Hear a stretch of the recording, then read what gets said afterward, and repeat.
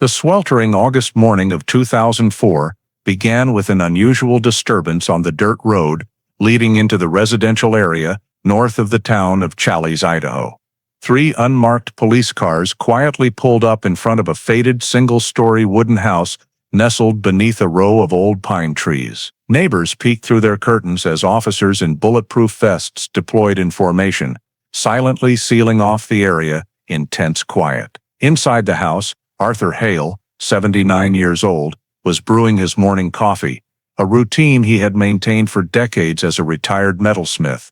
A familiar face in town, and a quiet, reclusive old man. A rapid knock came at the door at 7:32 a.m., shattering the familiar stillness of the home. Arthur Hale, Custer County Sheriff's Office. "We have a warrant for your arrest in connection with the 1959 disappearance of Evelyn Mercer." One officer later recalled that Arthur slowly set his coffee cup down on the table, his hand trembling slightly, yet his eyes remained eerily calm, as if this moment had been silently waiting for him for 45 years. Before we dive deeper into the story, don't forget to subscribe to the channel and hit the notification bell so you don't miss any of the latest cases. In the summer of 1959, the town of Challis, Idaho, was a small, isolated community tucked neatly into a dry, open valley, surrounded by gray rock mountains and the dense pine forests of the Salmon, Challis National Forest. Life here moved slowly,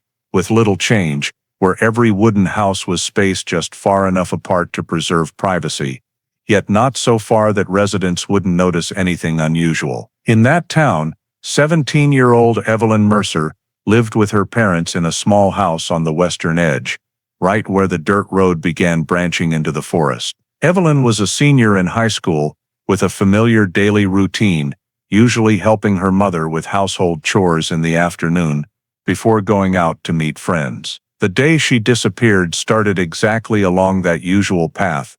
Golden sunlight spread across the road into town. Wind from the mountaintops blew down, gently swaying the pine needles, the air carrying the promise of a lively evening, due to the annual summer festival taking place at the main square. Evelyn left home around 5 p.m., wearing a light blue dress, which her mother confirmed she had chosen that morning. Her father saw her walk across the front yard, carrying her familiar small cloth bag. At the festival, many people recognized Evelyn among the crowd, because the town was small enough for every face to be familiar. She participated in a few games, stood chatting with some classmates, and stopped by several booths glowing with colored lights. The weather was pleasant, with no signs of trouble or anything that would draw special attention to her behavior. However, around 7:40 p.m., several witnesses reported seeing Evelyn standing near the eastern edge of the square, close to the road leading up to the Salmon Challis Forest. This was the last time her clear presence could be confirmed. Those witnesses said Evelyn was standing alone, no longer with the group of friends who had left her earlier. No one saw her return to the festival area or head back toward home. As the hanging lights gradually glowed brighter when twilight faded, Evelyn no longer appeared in any crowded area. The period from 7:40 to 9 p.m. passed without any further accounts or traces related to her. By 9:30 p.m., as most people began leaving the festival, Evelyn's mother started to sense something was wrong. Normally, there were no strange footprints, no signs of passage, no response when they called her name. As time passed, worry turned into the realization that Evelyn had abnormally vanished from the surrounding area. At 11:15 p.m., after thoroughly checking all the family-owned land and the road connecting to town without finding anything, the Mercer family decided to call the town police to report Evelyn missing and request emergency assistance during the night. Sheriff Martin Fisk received the call from the Mercer family around 11:20 p.m. while he was at the town office finishing his daily report. Challis was a small town where nighttime disappearances were rare, so the report immediately put him on alert. He drove to the Mercer home, arriving in less than 10 minutes. The family was waiting for him at the front door, the yard light still on, as it had been for the past 2 hours. Fisk began the standard intake procedure used by Idaho police at the time, recording the last confirmed sighting time, collecting a full physical description, the clothing Evelyn was wearing when she left, personal items she carried, and verifying the exact time the family noticed her unusual absence. Evelyn's parents provided clear information. Their daughter left home at 5 p.m., wearing a light blue dress and carrying a small cream-colored cloth bag. The last time they knew for sure where Evelyn was when she left the festival and was seen by witnesses at the eastern edge of the square, near the road into the Salmon, Challis forest, around 7:40 p.m. The sheriff recorded everything in his notebook, cross-checking with the Mercer family's clock to ensure no time discrepancies. He continued asking about the routes Evelyn usually took, any shortcuts she might use, or any location she might have stopped at on her way home from the festival. The family confirmed that Evelyn had no habit of going deep into the forest after dark, making the idea of her wandering off on her own highly unlikely. After completing the questioning, Sheriff Fisk took his flashlight and personally checked the area around the backyard, along the fence, and the small trail connecting the yard to the dirt road leading to the forest. He examined the ground surface for shoe prints, drag marks, or any signs of movement, but found nothing noteworthy beyond the footprints left by the family during their earlier search. From there, he followed the dirt road toward the forest edge, where the thick darkness limited visibility, even with the strongest flashlight the department had. The area was quite quiet, with no light except faint moonlight and the glow from the Mercer house behind him. Fisk noted there were no clear physical signs such as discarded clothing, a bag, papers, or unusual disturbances in the soil. The check at the forest edge only reinforced his assessment that Evelyn had not returned from the festival by her usual route. After about 20 minutes of searching the area near the house, the sheriff returned to update the family and began assessing the urgency level according to 1959 missing person standards. The victim was a minor. The time missing had already exceeded 3 hours. Darkness reduced visibility and increased risks in the forested area, and at least one witness confirmed Evelyn had moved toward the wilderness alone. All of these factors placed the case in the high-risk category, sufficient to activate nighttime search procedures. Since Challis lacked a large professional search and rescue team, Sheriff Fisk called in 3 on-duty officers and contacted 2 local rangers living nearby to provide minimal support for the first night. He established a small staging area right in the Mercer front yard for coordination. From 11:45 p.m. until nearly midnight, the 5-person team began dividing to check priority directions: the route Evelyn might have taken back from the forest, the dirt road leading to the main road, and the initial section of the trail heading east. The directive was to look for footprints, dropped items, or any surface changes on the ground that could indicate Evelyn's direction of movement. The darkness and dry ground made progress very slow, but the search team continued carefully checking each small section. The entire first night operation was limited to the area near the house and forest edge because the terrain deeper inside the forest was too dark for safe searching. Near midnight, after more than 30 minutes of continuous searching with no clear signs, Sheriff Fisk documented the situation in the initial report and decided to conclude the nighttime sweep there, preparing to expand the search immediately the next morning. The next morning, as soon as the first light appeared behind the mountains, Sheriff Martin Fisk gathered all available witnesses from the previous evening's summer festival to collect detailed statements and reconstruct the timeline leading up to Evelyn's disappearance. His first step was to verify the exact time Evelyn left the festival, since pinpointing when she departed the crowded area would determine the entire direction of the subsequent search. Vendors and several young people working at the game booths all reported seeing Evelyn in the central festival area from around 5:30 p.m. until nearly 7 p.m. Many remembered her because of her easily recognizable light blue outfit. A group of classmates confirmed they played ring toss with Evelyn around 6:45 p.m., after which they split up to go to other game areas. No one recalled seeing Evelyn after 7:10 to 7:15 p.m. a time the sheriff noted in the report as it began to align with when the family first lost track of her. To strengthen the timeline, the sheriff questioned cleanup crew, vendors, and festival coordinators who had broader vantage points. One lemonade seller stated he noticed Evelyn because she stopped in front of his booth but didn't buy anything, then left the festival area heading toward the eastern edge around 7:35 to 7:40 p.m. This timing matched statements from two other witnesses, including a woman who lived near the square and said she saw a girl in a blue dress standing at a distance, facing the trail into the forest. All three witnesses were unacquainted, yet their descriptions matched perfectly. Evelyn was standing alone with no one accompanying her and showed no signs of being forced or chased. The sheriff recorded this as the final sighting of Evelyn in the festival area and considered it the last confirmed time she was seen in a populated environment. After completing the statements regarding her departure from the festival, the sheriff moved to confirm witnesses who saw Evelyn moving toward the forest area. An elderly couple living on the road connecting the square to the start of the Challis Forest Trail reported seeing a young girl walking toward the forest around 7:45 p.m. They were not certain of her identity, but based on the clothing description, the sheriff determined it was highly likely to be Evelyn. A teenager living nearby also reported seeing a figure enter the trail around 7:50 p.m., but with darkness falling quickly, he couldn't clearly see her face. These combined statements indicated that Evelyn did not return home or back to the festival area, but instead turned onto the forest trail.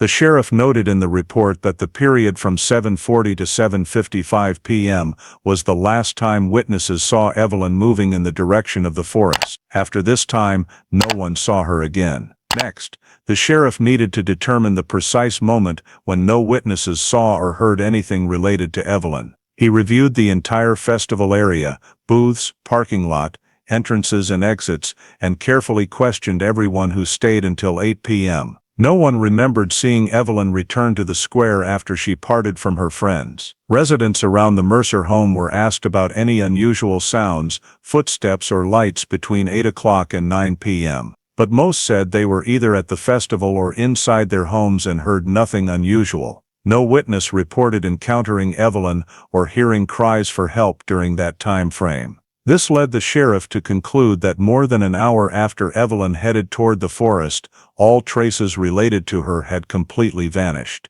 When compiling all the data into a single timeline, the sheriff established the main window of doubt from 7:40 p.m. to 9 p.m., a period of nearly an hour and a half with no information about Evelyn's location or activities.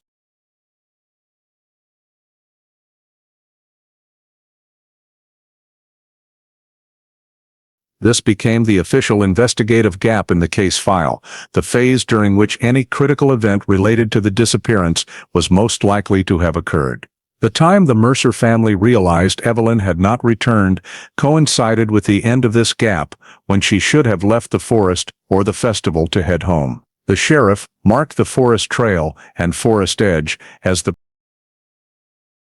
priority investigation route and determined that all analysis, searching, and expansion of scope the next day must be based on this time window. With witness data verified, the pre-disappearance timeline for Evelyn was considered fully established and became the first foundation for all subsequent steps in the investigation. The first full day of searching began as soon as the earliest light appeared behind the mountains. Sheriff Martin Fisk assembled every available person in town to organize a systematic search based on the newly established timeline. Challis lacked a large professional rescue unit, but it had a small, willing community.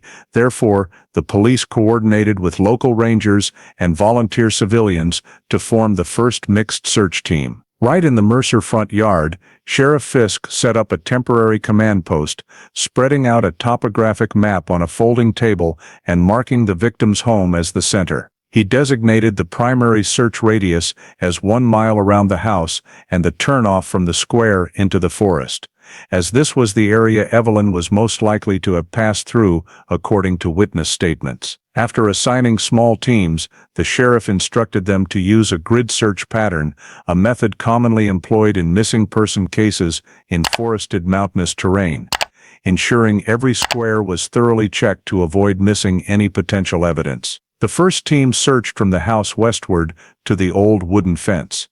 The second team followed the dirt road from the house toward the square. The third team took the trail heading into the forest.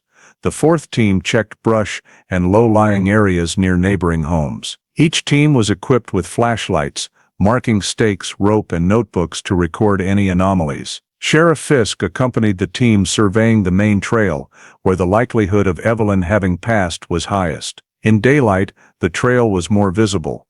The ground was hard, but covered in places with dry pine needles, making footprint identification difficult. The sheriff and rangers used probing sticks to check soil compaction, but all suspicious marks were too unclear to confirm as Evelyn's. As they moved several hundred meters deeper, they encountered patches of low grass that had been trampled, but the rangers considered these normal since locals and animals frequently used the area. Nothing new or noteworthy appeared. Meanwhile, the team checking west of the Mercer house reported similar results.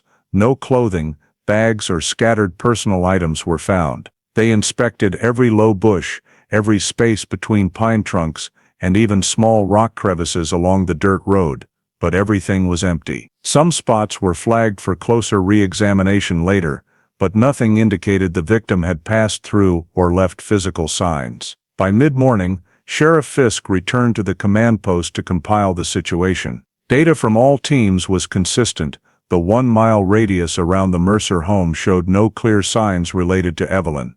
The search continued into the connecting area between the square and the forest, where a narrow dirt road Evelyn might have taken after leaving the festival ran. The team assigned to this route checked every meter of the road surface, both sides of the edges, and adjacent brush areas. They looked for small footprints, disturbed soil, or impact marks, but the hard, dry ground from the weather made impressions difficult to preserve. Several lightly disturbed sections were present, but rangers confirmed they were from townspeople moving after the festival the previous night. No particularly distinctive indicators emerged. By early afternoon, the sheriff allowed teams to rotate for rest before resuming checks in the forest-adjacent areas, the parts that could not be thoroughly inspected the previous night due to lack of light.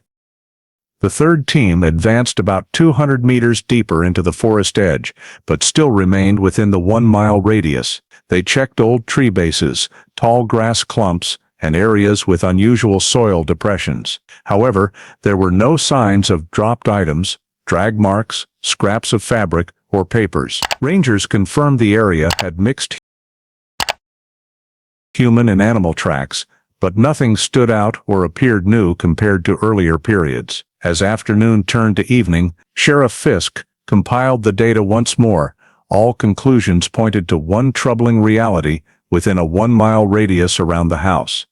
And from the forest edge to the square, there was no physical evidence or sign whatsoever indicating Evelyn had remained in the area after leaving the festival. One officer suggested rechecking the river-adjacent area, but the sheriff noted it for consideration in the next day's plan, as that zone fell outside the primary area and would require additional personnel. By the end of the first full day of searching, the entire priority area had been completely swept: dirt roads, trails, forest edge, surrounding residential areas, fences, and minor points of interest. The official end-of-day report stated, "No direct traces related to the victim recovered.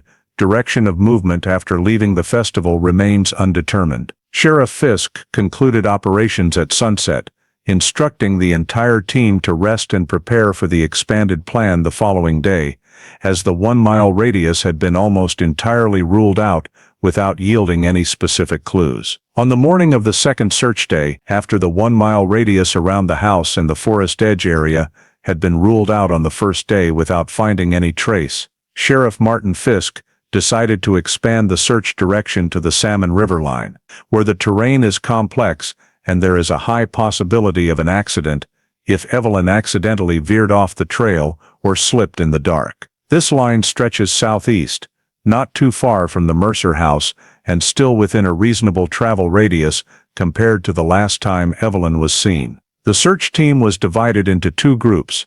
The first group checked the riverbank from north to south, while the second group moved in the opposite direction, starting from the small wooden bridge connecting the dirt road to the forest edge area. Sheriff Fisk joined the first group to directly assess the terrain conditions and the possibility that the victim had fallen into the water. The Salmon Riverbank features constantly changing characteristics along its sections. Some places have gentle slopes covered with small pebbles, some have steep eroded dirt cliffs, and certain areas have protruding large rocks, creating very dangerous jagged points in the dark. The sheriff instructed the search team to use a straight-line sweep method along the river edge, moving close to the waterline to look for footprints, slide marks, or freshly eroded soil. The ranger team followed behind to evaluate whether any discovered marks belonged to humans or animals. In the first 200 meters, the group noted several patches of disturbed soil, but after careful inspection, they determined these were marks from deer or elk coming to drink water the previous night. Small scattered pebbles on the ground resembled human footprints, but the rangers confirmed the shape did not match Evelyn's shoe size or that of any teenager. Continuing along the riverbank, the sheriff requested that locations with fresh erosion be recorded. One spot near a bend in the current showed part of the soft soil layer had been washed into the water, but the group found no shoe prints or pieces of fabric caught there, and the rangers noted that this area is regularly eroded whenever the water rises, so it could not be used as evidence. The second group on the south side of the river reported several noteworthy points. One area had a small depression in the grass edge leading down to the bank, and a section of damp soil had a faint round indentation resembling a shoe print, but unclear. Sheriff Fisk personally went to inspect and observed that the indentation was relatively consistent with women's shoe size, but too shallow, lacking the sharp edges typical of recent footprints. The rangers confirmed that similar indentations can occur when soft soil contracts after being compressed by a heavy object, for example, a fallen branch or an animal standing still for a while before leaving. There was no indication that the mark belonged to Evelyn or occurred around the time she went missing. Near the southern wooden bridge area, the search team discovered a section of bank eroded into a semicircular shape, giving the impression that someone had slipped and fallen. However, close inspection of the soil edge showed that the tree roots and underlying mud had not been disturbed in the manner typically left by a human fall. There were no handprints, long slide marks, or fabric caught on branches. The team concluded this was only a natural erosion point caused by rain a few days earlier. After sweeping nearly 1/3 of the river length within the search perimeter, the sheriff paused to consolidate information from both groups. In total, about 6 suspicious points were marked, but each lacked key elements to directly connect to the victim: no personal items, no clear shoe prints, no distinctive slide marks, and no location matching the time Evelyn was last seen. The search team continued checking for nearly another hour downstream, in the section with large rocks blocking across the river. This was a high-risk area, but also one Evelyn was unlikely to have gone to voluntarily because it was quite far from the main trail. Inspection here yielded similar results: slippery rock base, thin moss layer, but absolutely no signs indicating anyone had passed through the previous evening. One ranger suggested checking fallen tree trunks near the water's edge for any unusual handholds or scratches, but the results were still negative. By noon, the search team completed the planned survey route. The entire river length within a 1.5-mile radius had been thoroughly swept, with every anomaly objectively evaluated and recorded. No trace could confirm that Evelyn had ever appeared in the Salmon River area after leaving the festival. Sheriff Fisk's final report for the second search day clearly stated river range fully checked, several noteworthy points, but insufficient elements for conclusion. No trace directly matching the victim found. With this result, the water accident hypothesis could not be proven, but it also could not be completely ruled out. However, the lack of any signs caused the river line to be temporarily marked as completed and no longer a top priority. After completing the search along the Salmon River line without finding any confirmed trace related to Evelyn, Sheriff Martin Fisk shifted focus to re-examining the people present during the last time she was seen. In this list, Arthur Hale, The person witnesses reported speaking with Evelyn near the forest edge around 7:40 p.m. was the first name that needed clarification. The interview was conducted at the town police station that same afternoon of the second search day. Arthur, 24 years old, owner of an antique shop just 2 blocks from the square, was invited on a voluntary basis. This was not an intense interrogation, but only an information-gathering step to verify details. Sheriff Fisk began by asking Arthur to describe his full itinerary on the day Evelyn disappeared. Arthur stated that he spent most of the morning in his shop, rearranging wooden items he had recently purchased from an old farm south of town. Around 3 p.m., he closed the shop early to prepare for the summer festival. From 4 to 5 p.m., Arthur was at a friend's house a few blocks away, and then walked to the square. Many people at the festival confirmed seeing Arthur in the drink stall and ball toss game area from about 5:30 to nearly 7 p.m. Data consistent with his statement. When the sheriff asked about the time after 7:30, Arthur stated that he left the crowded area to stand observing the crowd near the eastern turnoff. There, he met Evelyn. According to Arthur, their conversation was very brief, only about 1 to 2 minutes. Arthur said he asked Evelyn if she was looking for someone because he saw her standing alone, and Evelyn replied that she was just taking a break before heading home. Arthur stated that after that exchange, Evelyn turned and walked toward the forest trail while he returned to the festival. The sheriff recorded this statement and cross-checked it with the witness timeline collected that morning.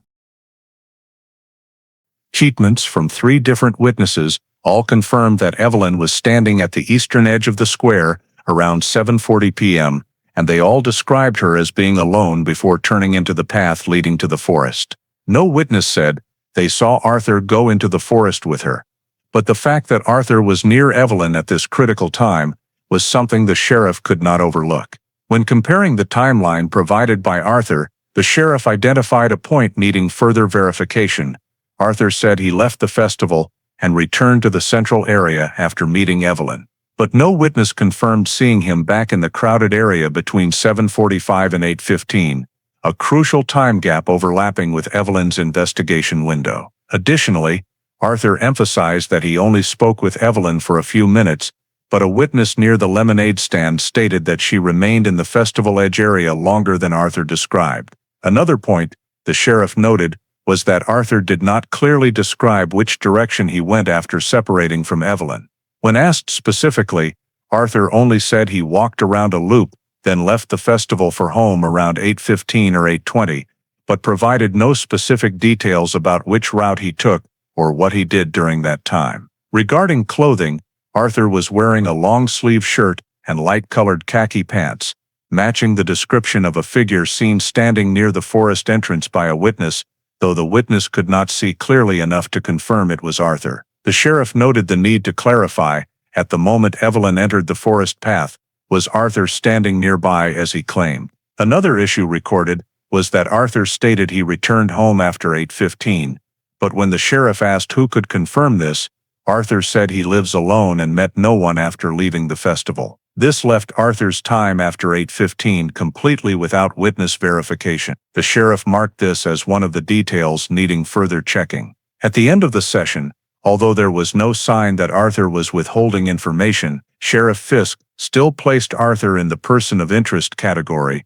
because he was the last person confirmed to have been near Evelyn before she vanished, and because his statement contained several unclear gaps that needed cross-referencing with field data and other witnesses. Arthur was allowed to leave the station, but was asked to be available for any further questions, while the sheriff added to the report, statement partially consistent, but contains time points without witness verification. Needs further confirmation. On the afternoon of the second search day, while Sheriff Fisk was still reviewing Arthur's statement and comparing it with the witness timeline, the search team responsible for the eastern forest area suddenly reported a significant find, a small cream-colored purse-like item located about 200 meters north of the main trail. The information immediately caused the sheriff to leave the station and head to the scene with 3 officers to inspect it directly. The purse was found under a thin layer of dry pine needles in a slightly depressed spot next to the base of a large pine tree. The search team determined the coordinates using a topographic map and the ranger's rough angle measuring equipment. The location was in the transitional zone between the flat land near the trail and the area beginning to slope up toward Blacker Ridge. The terrain here was quite quiet, with few human traces, the ground covered in pine needles and twisting roots, making dropped items easily concealed if not searched carefully. Upon arrival, Sheriff Fisk surveyed the overall area before touching the evidence. He ordered a small perimeter to be set up, limiting the number of people approaching to avoid disturbing natural traces. The purse was small, with thin straps and a pale cream color, matching the description Evelyn's mother provided the previous evening. Although covered in pine needles, the purse was not torn or heavily soiled, indicating it had not been dragged or subjected to strong impact. Based on the frequent northeast wind blowing through the area at night, the rangers noted that the pine needles could have fallen to cover the purse within a few hours, not several days. This placed the time of the purse's drop closer to the evening Evelyn went missing. The sheriff carefully checked the purse's position relative to the direction of movement from the festival edge into the forest. The main trail leading from where witnesses saw Evelyn enter ran northeast, and the purse's location was not far off the trail, offset slightly to the right. If Evelyn had veered off the trail, she could have been heading directly toward where the purse was found. This created the first link between witness accounts and a physical scene. When the group swept a 10-meter radius around the area, looking for footprints or disturbances, they found several lightly compressed soil patches, but due to the forest's abundant animal activity, it was impossible to determine whether they were human. However, one noteworthy detail was that the purse's edge faced north, where the terrain begins to slope upward rather than west, the direction back toward the victim's home. This was significant because it suggested Evelyn had not turned back toward home after leaving the festival, but instead continued deeper into the forest. The sheriff checked the purse's zipper and confirmed it was still closed, with no signs of being forcefully yanked or rummaged through. This ruled out the possibility of the purse being lost during a struggle or snatch. There was no heavy object inside the purse, so the chance of it being flung off forcefully was also low. The search team recorded the condition of the pine needles beneath the purse. The needles were compressed in a not too deep layer, indicating the purse had not been there for very long. The surrounding terrain was also documented in the report. Tall pine trees, about 70% canopy coverage, light barely penetrating, light wind from the northeast, dry ground, few water puddles. All these factors were noted by the sheriff for analysis of whether the purse was dropped by Evelyn while moving or affected by the environment. Once confirming the purse as the first evidence directly related to the victim, the sheriff ordered an expanded search range along the axis, extending from the purse's position northward and northeastward, as that was the direction leading deeper into the forest. He reassigned forces, one group along the main trail, one group along the northern axis where the slope begins to increase, and one group checking the eastern arc where there were many low bushes. The search method shifted from grid to radial pattern, as Evelyn's potential direction of movement began to expand along the mountainside. Before leaving the purse location, the sheriff marked the coordinates on the map and ordered the ranger team to photograph the evidence condition. Afterward, the purse was taken back to the station for more detailed examination later that day. The discovery of the purse not only confirmed that Evelyn had passed through this area, but also narrowed the time frame of her disappearance. It indicated she may have continued into the forest after leaving the festival, rather than heading back home as her family expected. By the end of the afternoon, the teams continued expanding the range in the direction of the purse, marking areas Evelyn likely passed through in preparation for late afternoon and next morning search operations. All data was recorded in the end-of-day report, in which the sheriff confirmed purse location is the first evidence confirmed related to the victim, and serves as the basis for expanding the range toward the deeper forest. Immediately after Evelyn's purse was recovered and brought back to the station for further examination, Sheriff Martin Fisk spent the remainder of the afternoon reconstructing Evelyn's possible movement route based on the evidence location and the entire collected timeline. The first task was backtracking from the purse position, a task requiring analysis of terrain, time, the victim's mobility, and the real conditions of the Challis forest on the evening of the disappearance. He returned to the purse location with the rangers and marked a 10-meter radius around it as the center of the backtrack. Although no clear footprints were found, the soil surface and the purse's orientation helped determine the contact surface and the direction in which the purse most likely fell. The rangers pointed out that the purse was offset along the northeast axis, suggesting the person carrying it moved from the southwest or west, corresponding to the direction from the festival edge into the forest. Assuming Evelyn was not subjected to strong force and only accidentally dropped the purse, the sheriff considered her initial direction of movement from the trail reasonable. From here, he constructed 3 possible movement routes Evelyn may have taken before the purse fell. The first route was along the main trail route, running northeast and leading deeper into the forest. This was the most natural choice for a pedestrian from the festival at dusk. However, if Evelyn had stayed entirely on the trail, the purse would have fallen directly on the path rather than offset into the forest as found. The second route was the slight right along the low slope, where the terrain from the trail begins to gently incline northward, leading up to the transitional area between flat ground and the foot of Blacker Ridge. This route matched the purse's location since it was near the edge of the terrain transition. This route was also consistent with witness descriptions of Evelyn standing in the area facing the forest, as from the point of leaving the festival to the purse location, the slight right route created only a small deviation from the main trail. The third route was the curve east, then up the slope, heading into denser tree areas with many bushes obstructing visibility. This route was difficult, though not impossible for someone familiar with the forest, but according to the family, Evelyn was not known to often enter overly deep or complex areas, especially as darkness fell. The sheriff evaluated all 3 routes based on 3 main factors: time, feasibility, terrain slope, and light level at the time Evelyn moved. First, regarding time, Evelyn was confirmed to have left the festival area around 7:40 p.m. Based on average walking speed and terrain conditions, she could have reached the purse location in about 10 to 13 minutes,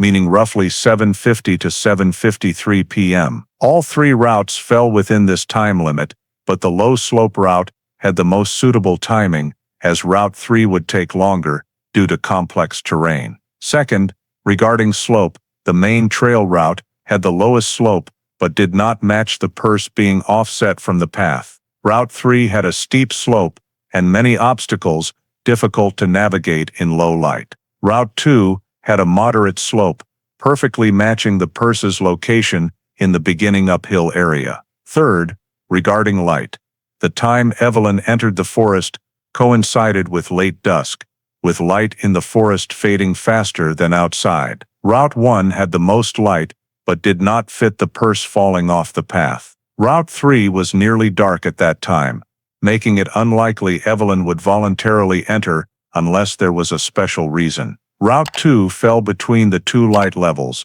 dark enough to easily drop the purse if careless, but not so dark as to make movement immediately dangerous. After fully analyzing the 3 factors, Sheriff Fisk eliminated the third route due to mismatched timing and terrain difficulty. The first route was reconsidered multiple times, but ultimately deemed incompatible with the purse's offset position from the main axis. This left the second route as the most feasible.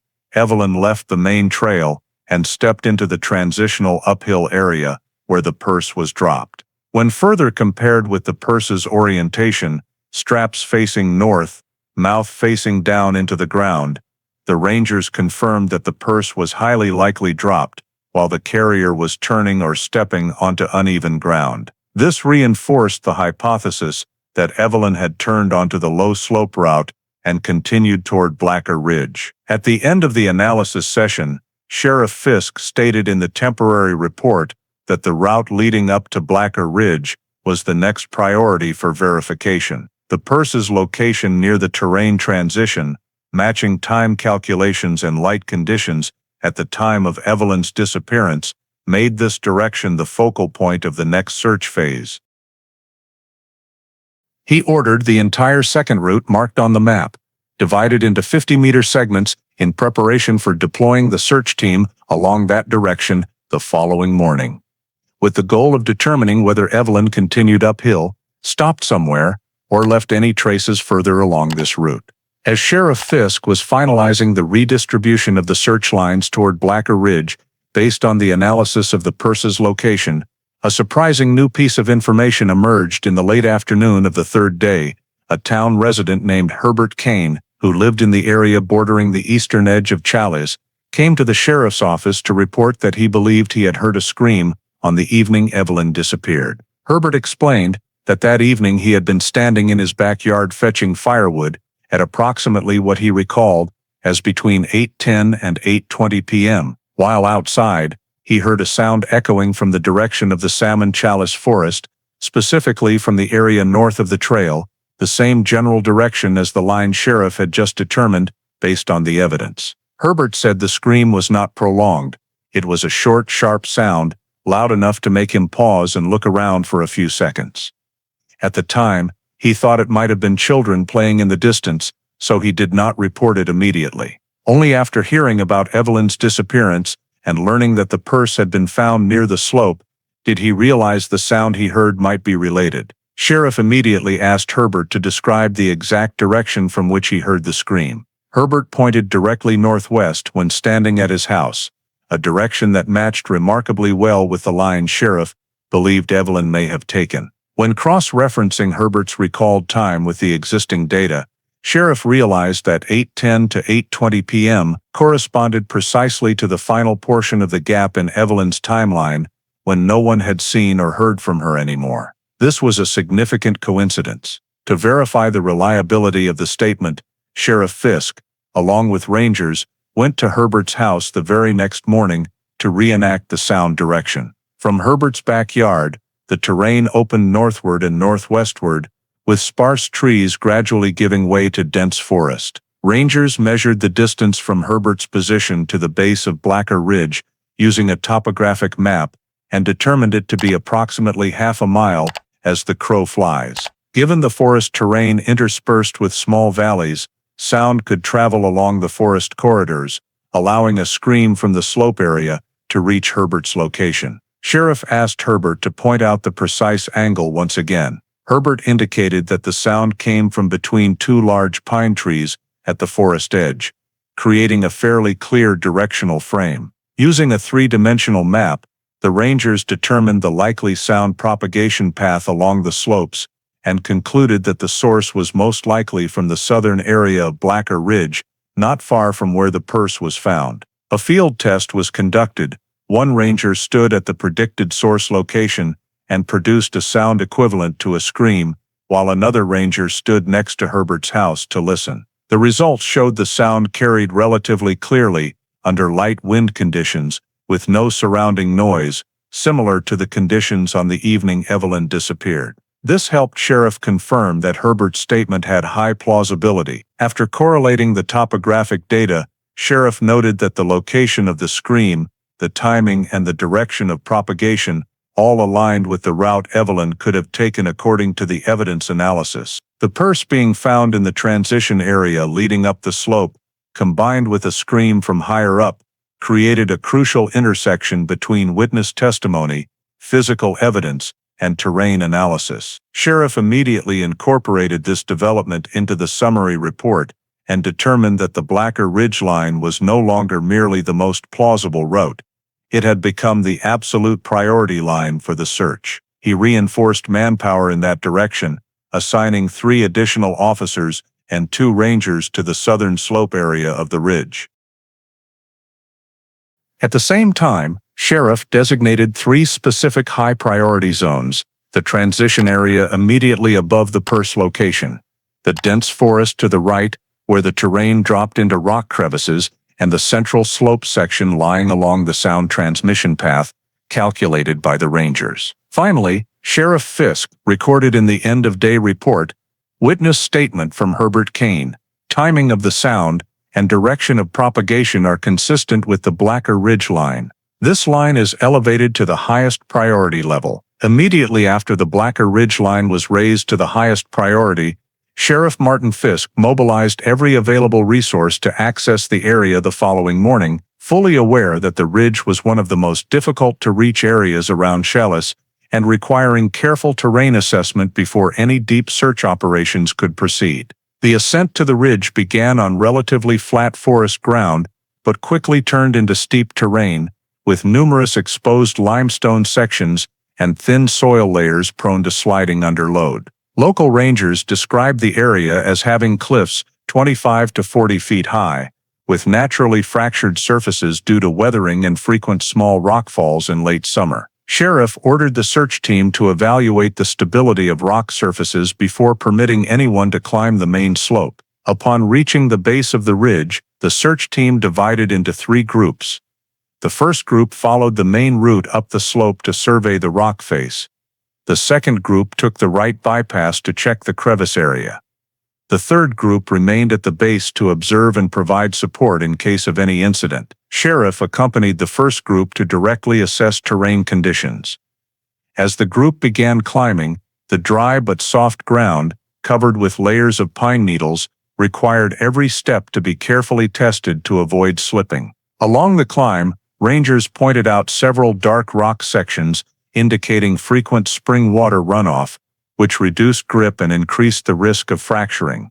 At a particularly steep section, Sheriff ordered a halt to survey the rock surface in the direction from which the scream might have echoed on the night Evelyn disappeared. The surface where they stood was flat but slightly inclined limestone, with a near-vertical 30-foot drop ahead. This area matched the sound reflection description from witness Herbert, but was simultaneously the most dangerous part of the ridge. While the group was inspecting cracks on the rock surface, a local volunteer member of the search team stepped close to the edge to look below, but as he placed his foot on a protruding rock, the stone suddenly fractured under his weight. The incident happened so quickly that the others could not react in time. The volunteer slipped, fell down the slope, struck 2 large rock outcrops, and then landed on lower ground. Sheriff immediately ordered the base team to reach the victim, while signaling a complete halt to all climbing operation. When the base team arrived, they confirmed the volunteer had died from severe injuries to the head and chest.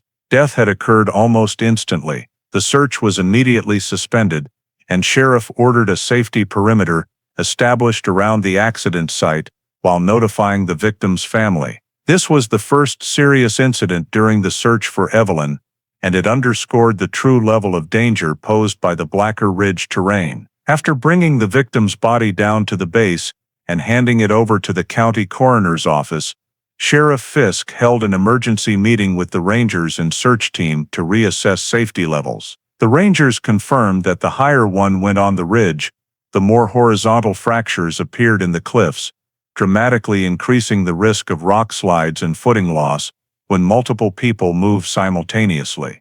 Given the terrain was too hazardous for continued deep access without specialized mountaineering equipment a small town like Challis did not possess, Sheriff was forced to make a difficult decision: suspend all operations in the deep areas of Blacker Ridge until a thorough risk reassessment could be completed. Teams were recalled to the base, equipment gathered, and detailed reports of each traversed area were compiled to ensure no data was overlooked before withdrawal. Sheriff recorded in the report, ridge terrain features steep slopes, unstable cliffs, and high slip risk. Fatal incident involving a search team member confirms serious hazard level. Operations in the deep slope area are suspended indefinitely. Under these conditions, Sheriff decided to maintain only a small team to survey the lower, safer portions of the ridge that afternoon, while the remaining areas would be restudied using topographic maps and distance analysis to identify potentially safer access routes for the future if needed. With the search at Blacker Ridge halted, Sheriff Martin Fisk had to return to headquarters and reevaluate all evidence collected since the beginning of the disappearance case up to the present moment.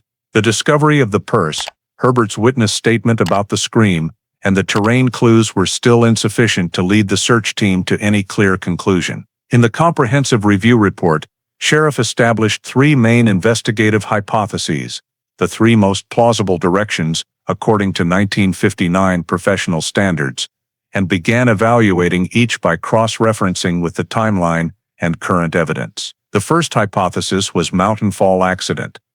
This was considered first due to its direct connection to the Blacker Ridge area, where the steep, fractured cliffs had already caused a fatal accident to a search team member. Sheriff considered the possibility that Evelyn had headed up the slope and slipped at a similar point. If so, the purse falling near the transition zone would be logical, and the scream Herbert heard between 8:10 and 8:20 could align with the moment of the accident.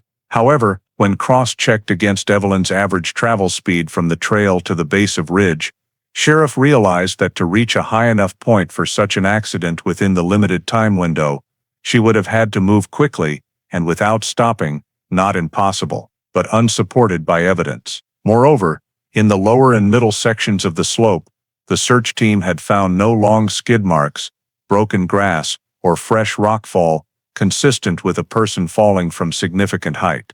This weakened the mountain fall accident hypothesis considerably. The second hypothesis was Evelyn left voluntarily. Some previous forest disappearances had involved victims wandering off or deliberately separating from others for personal reasons. Sheriff considered the possibility that Evelyn decided to go deeper into the woods to think or escape the crowded festival. The timeline could still fit. She left the festival at 7:40, the purse fell around 7:50, and she continued up the slope. However, the only evidence was the purse, and there were no signs she had prepared to leave. No coat, no food, no flashlight. Additionally, her family insisted Evelyn had no personal issues that would cause her to leave on her own. There were no indications she had gone to the bus station, main road, or other exit routes from town. Furthermore, if Evelyn had chosen to leave voluntarily and go deep into the forest, heading toward Blacker Ridge, one of the most difficult routes, made little sense. The extreme danger of the terrain, especially at night, significantly undermined this hypothesis. The third hypothesis was Evelyn was attacked or killed. Sheriff considered this based on two factors. First, Evelyn had last been seen with Arthur, the final person known to have spoken with her. Second, the scream recorded by witness Herbert. If there had been a struggle or assault, the purse falling would be plausible. However, when examining the evidence at the scene, the purse showed no signs of being violently yanked. The strap was not torn, and there were no signs of ground disturbance consistent with a struggle. Additionally, there were no overlapping footprints, no drag marks, and no other items dropped to indicate forceful contact between two people. When cross-referencing the timeline, if Evelyn had been attacked in the woods, the perpetrator would have needed intimate knowledge of the terrain to move quickly in the dark, narrowing the pool of suspects, but still providing no concrete evidence. Moreover, the single short scream was not definitive in nature. It could indicate panic, but it could also have been a startled cry from slipping or encountering an animal. Sheriff continued comparing each hypothesis against the overall timeline, from 7:40 to approximately 7:53, then from 7:53 to 8:10. Within this window, all three hypotheses remained possible, yet none had sufficient elements for confirmation. Regarding physical evidence, the purse only confirmed Evelyn had passed through the area, but did not indicate why it fell. There were no other clear physical traces or sounds beyond the single scream. No distinct shoe prints, no scattered items, no ground surface signs of forceful pushing. In the reevaluation report, Sheriff noted that all three hypotheses existed, but lacked decisive elements to reach a conclusion. The accident hypothesis had no physical signs. The voluntary departure hypothesis did not match behavior or real conditions. The attack hypothesis lacked struggle marks or supporting evidence. This was a classic stalled phase. The data was insufficient to point to a single hypothesis, yet also insufficient to completely rule out any of them. Sheriff concluded the final summary of the day with the observation: no hypothesis has sufficient grounds for a conclusion. Expansion of the search area and collection of additional witness statements or new evidence are needed to determine the next direction. In the context where none of the three hypotheses had sufficient basis to advance, and the search at Blacker Ridge had been forced to halt, Sheriff Martin Fisk decided to return to the investigative direction, focusing on individuals who were near Evelyn at the time she vanished, with Arthur Hale being the only person confirmed by witnesses to have stood talking with her before she entered the woods. Although Arthur's statement had not yet shown clear signs of deception, the unaccounted period from 7:45 to 8:15 still required Sheriff to seek further clarification. Based on local investigative authority in 1959, Sheriff requested that Arthur bring the small pickup truck he had used that evening to the station for inspection, on the grounds that Arthur might have left the festival by vehicle or traveled through an area unobserved. Arthur agreed and brought the truck in that morning. The vehicle was temporarily impounded in the lot behind the station for examination of the undercarriage, wheel wells, truck bed floor, and any areas likely to retain soil or debris from the northern forest or Blacker Ridge area. Sheriff, along with 2 officers and 1 ranger, was assigned to evaluate the soil samples adhering to the vehicle. They began by using wooden pry bars to collect soil samples lodged inside the front wheel wells, the area most likely to retain traces if the truck had passed through forest terrain. The ranger noted that the undercarriage soil consisted of 3 types: light brown dusty soil common in the Challis residential area, a darker layer mixed with fine sand, and some thin dry layered soil patches. The darker soil mixed with fine sand was the most noteworthy, as its structure closely resembled soil from the northern forest area, the direction Evelyn might have taken. However, the ranger also noted that this soil type appeared not only in the northern forest, but also along certain dirt paths near the riverbank and low hills to the east. So this preliminary finding was only directional and not conclusive proof that Arthur had reached the purse location. While inspecting the underside of the truck bed, an officer discovered a small fabric fiber caught on a metal edge. The fiber was light gray, about 3 centimeters long, and appeared stretched or snagged on the sharp edge of the bed. This was the first piece of evidence distinct from ordinary adhering soil. Sheriff ordered the fiber sealed and preserved for comparison testing. When asked about the possible origin of the fiber, Arthur said he did not know, as he occasionally transported old items, lumber or miscellaneous objects to the store. The timing of his last such transport was unclear because he did not record small trips. Sheriff was not satisfied with this answer, but recognized that possessing an unidentified fiber did not constitute incriminating evidence. After sealing the fiber, the team collected 5 additional soil samples from different undercarriage locations. All samples were placed in small tin boxes and labeled with their specific positions on the vehicle for later comparison. The ranger conducted an on-site preliminary comparison between the vehicle soil samples and hand-collected soil from the purse discovery site. Initial results showed that some soil on Arthur's truck had similar color and sand grain characteristics to the northern forest area soil, but the cohesion and fine powder content were not identical. The ranger stated that if Arthur had reached the purse drop site, the adhering soil should have been looser and contained more decayed leaf matter, whereas the samples from Arthur's truck were drier and more compacted.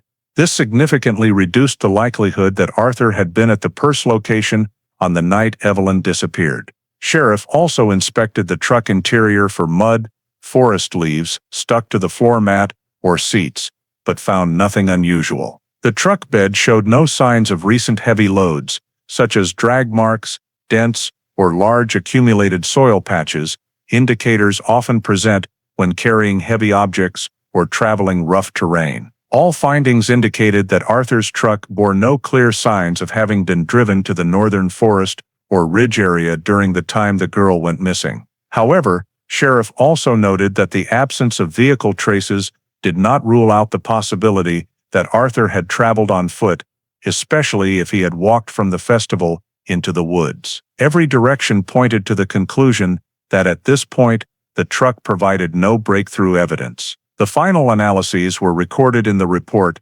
unidentified fiber preserved for further comparison. Soil samples show partial similarity, but are not conclusive. No basis for charging Arthur based on vehicle inspection. Sheriff concluded that the truck examination only helped eliminate one avenue of suspicion and could not yet provide a final assessment of Arthur's role in Evelyn's disappearance. Over the next 10 days, the search for Evelyn entered an expansion phase, but at the same time began to contract in practical scale due to the lack of new leads and limited local resources. After inspecting Arthur's vehicle yielded no useful data, and deep penetration into Blacker Ridge was suspended because of excessively high danger levels, Sheriff Martin Fisk was forced to shift to a strategy of repeatedly sweeping areas that had already been covered but not thoroughly searched in the early days. This decision aimed to ensure no sign, even the smallest, was overlooked, while re-establishing previous search lines before reassessing the entire scope. The sheriff compiled a list of areas still potentially containing traces, secondary branches of the Eastern Trail, the dense brush area near the base of the ridge. But outside the high-risk zone, the intersections between the main trail and paths leading to the riverbank and the western area, where the search team had only conducted a preliminary check on the very first day. The search groups were divided into 3 teams, each assigned to meticulously sweep their designated area using a grid pattern search combined with radial sweeps to ensure maximum coverage. The first team returned along the western trail of the Challis area, where tree density was lower and the terrain less steep compared to the eastern side. They examined every stretch of ground, every tree base, and collected any debris that could possibly be relevant. But most of what they found consisted only of rotted leaf fragments or animal traces. No new footprints, no small shoe prints matching Evelyn's size, no personal items such as hair ties, paper, or anything suggesting her presence. The second team went back to the Salmon River line, carefully rechecking points that had been noted as suspicious on the second search day, but lacked sufficient data for conclusions. They re-examined every sunken patch of soil, remeasured every disturbance, swept the ground for any overlooked scraps of fabric, threads, or old shoe prints. Rangers paid special attention to areas along the water's edge, where the soil changed nightly due to moisture and wildlife activity. But most traces had characteristics inconsistent with a human. Some small cracks in damp soil were measured with a ruler, but confirmed to be caused by wild animals, with no basis to link them to the time of Evelyn's disappearance. The third team was tasked with rechecking the area connecting the Mercer house to the town square, in case Evelyn had turned onto some minor path that could not be detected during the previous night searches. The team swept along every old fence line, every gap between tree trunks, and even inspected small abandoned structures near the dirt roads. But everything remained completely empty. No dropped items, no unusual disturbances, no footprints consistent with the time of disappearance. Day after day, the effort continued methodically, but produced very few signals. The sheriff also ordered an expansion of the search to the northwest, the area bordering the lower mountain slopes, where the terrain was less dangerous than Blacker Ridge, but still within the radius Evelyn could have traveled during the time she went missing. Teams climbed several small ridges, checking crevices, tall brush, and small rocky outcrops, but the results remained the same. No traces, no new data, nothing to help narrow the scope. The continuous absence of evidence gradually eroded the search team's optimism. Some volunteers, exhausted, began to withdraw from the operation. Law enforcement continued to maintain the search, but with reduced manpower. In the following days, the sheriff requested that rangers conduct a wildlife scavenging check to see if there were remains of a small body attacked or dragged away by animals. But no reports matched Evelyn's appearance or size. On the 10th day since her disappearance, the sheriff compiled all reports and noted that the search area, from the edge of the Mercer property to the Eastern Trail, along the Salmon River line, the Western Trail, and the lower mountain slopes, had been re-swept at least twice. Each evaluated area had detailed records, but no new discoveries emerged that could move the search forward. The only item of continuing value remained the purse's location, but it had been fully exploited, and only confirmed that Evelyn had reached that area without indicating where she went next. In the big picture, the sheriff was forced to issue a temporary conclusion in the Day 10 report. The entire search area has been re-swept with high coverage. No new physical evidence has appeared. No signs of the victim in any surveyed area. This marked the point at which the process began to enter a deadlock, as despite maximum effort, all activities during the 10-day expansion phase yielded no new results. After 10 days of expanded searching without any new leads, and nearly 3 weeks since Evelyn Mercer was reported missing, Sheriff Martin Fisk was compelled to shift from the expectation of finding traces to the reality of investigation.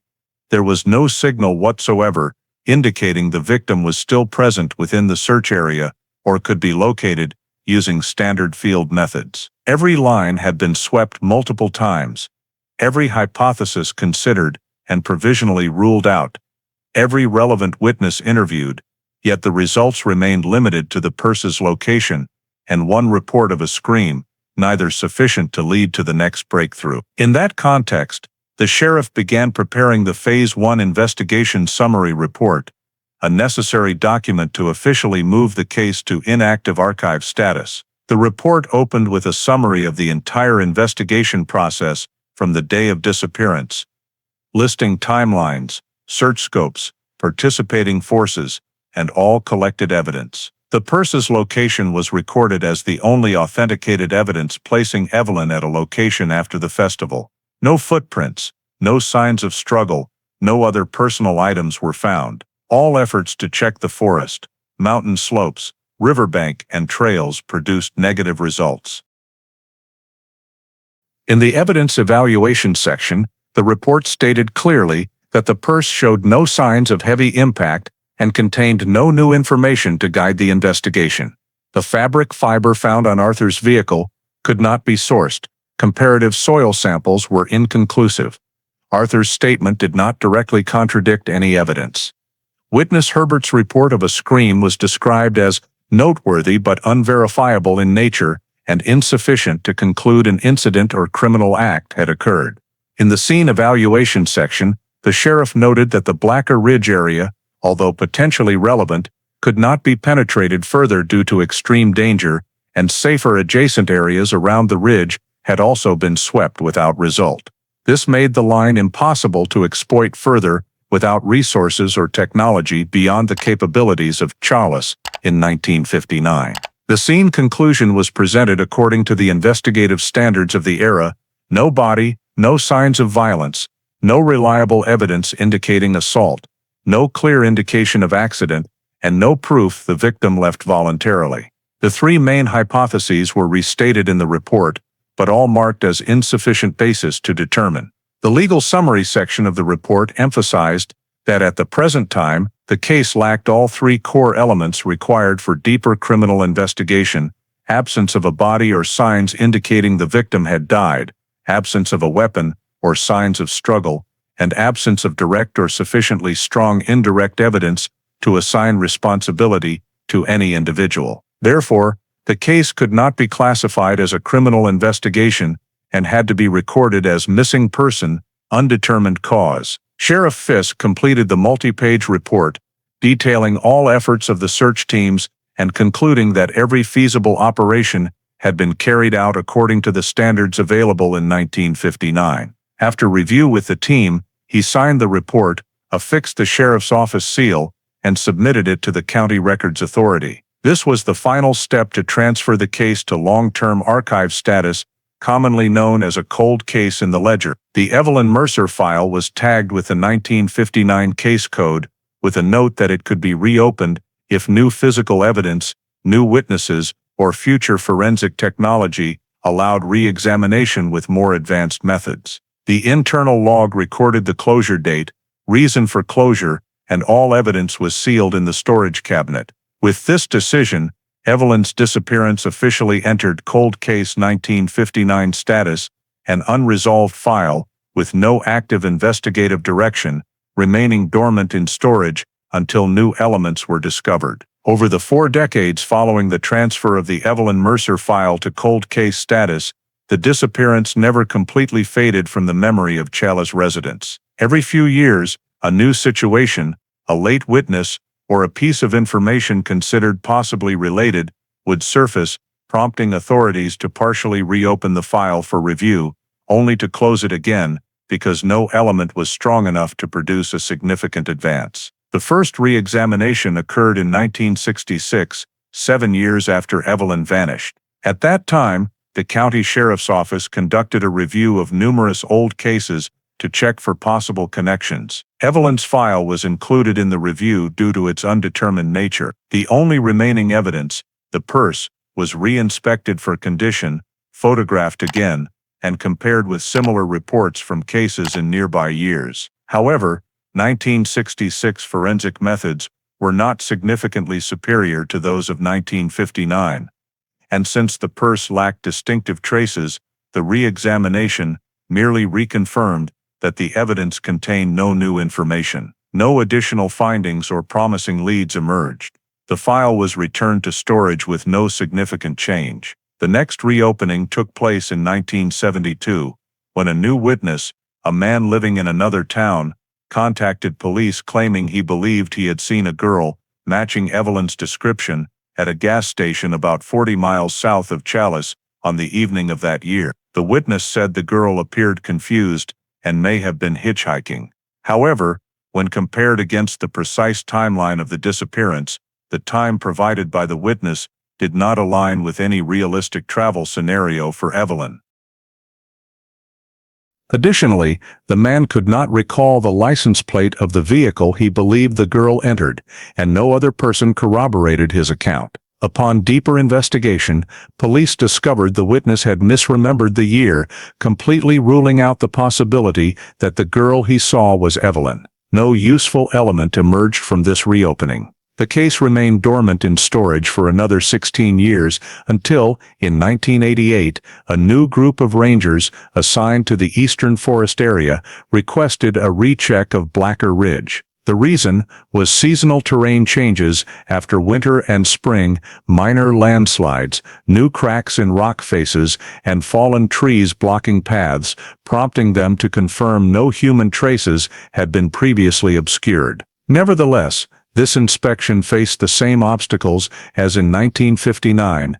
The ridge terrain was too dangerous for deep penetration without specialized mountaineering equipment. The ranger team could only survey the outer edges of the ridge and some lower sections compared to what the 1959 search teams had reached 3 decades earlier. They checked small rock crevices, gentle slopes, and areas of regrown dense pine forest over the years. But everything remained in a natural state.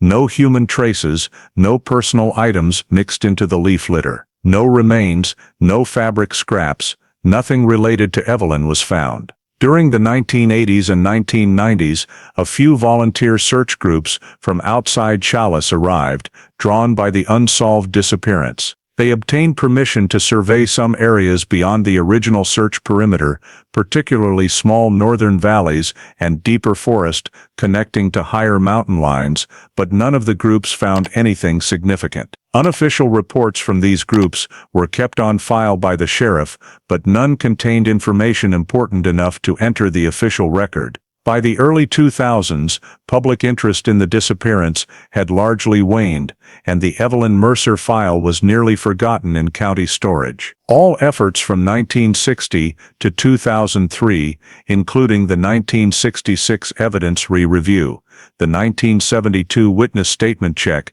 the 1988 Blacker Ridge resurvey, and the sporadic efforts of small independent search groups, shared one common trait: no additional traces were discovered, and none brought the investigation any closer to locating Evelyn's remains.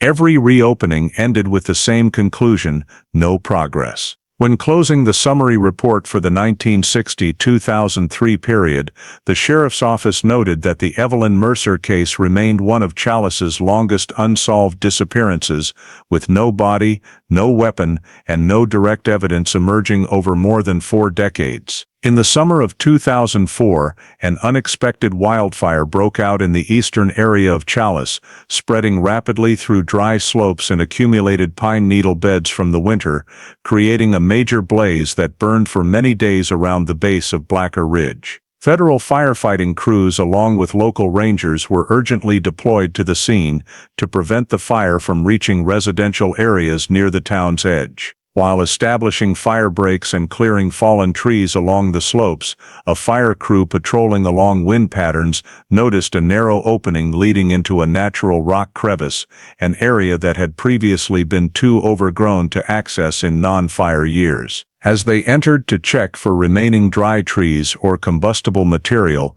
they discovered a partially exposed human skeletal structure among blackened rock fragments. The discovery immediately halted operations.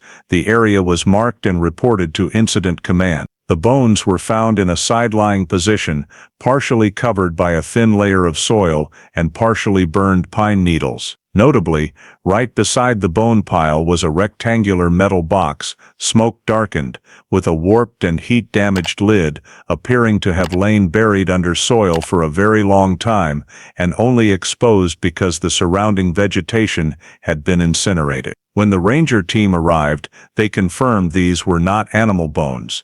The position of the femur, tibia, ribs, and dental structure remained intact, despite some damage. Though smoke-blackened and charred, the overall form clearly indicated human remains. The discovery site lay only a few hundred meters as the crow flies from where Evelyn's purse was found in 1959, in a steeper location previously obscured by thick brush that made it impossible to see from the trail below. Firefighters described that, before the blaze, the area had been covered by deep leaf litter and chest-high dense undergrowth, making access nearly impossible without cutting a path. The fire had burned away all that cover, leaving scorched black soil and exposing what had lain hidden for decades. The metal box was preliminarily examined on-site by rangers. It was a small alloy container, roughly the size of 2 hands placed side by side, with no clear markings due to smoke damage, but retaining its general shape.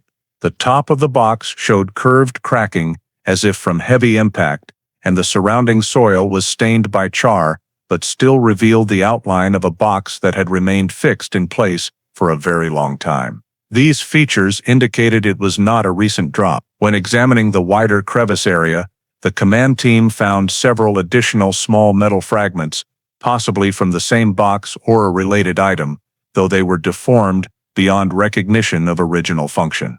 The fire crew immediately cordoned off the site, reported it to county law enforcement, and requested forensic teams. Word reached the sheriff's office quickly, and although more than 40 years had passed since Evelyn Mercer's disappearance, the location, on the south slope of Blacker Ridge, near the area once marked as the most plausible direction of Evelyn's movement, immediately made the sheriff and officers recognize the extraordinary nature of the find. The Evelyn file was immediately referenced in internal discussions, as the crevice location fell precisely within the zone the 1959 search teams could not reach due to steepness and extreme tree density. The fire had inadvertently removed every natural obstacle that had concealed the area, revealing the skeleton and evidence that the search teams 4 decades earlier had been completely unable to see. When the forensic team arrived, they confirmed the bone location lay within a crevice approximately 1 meter deep,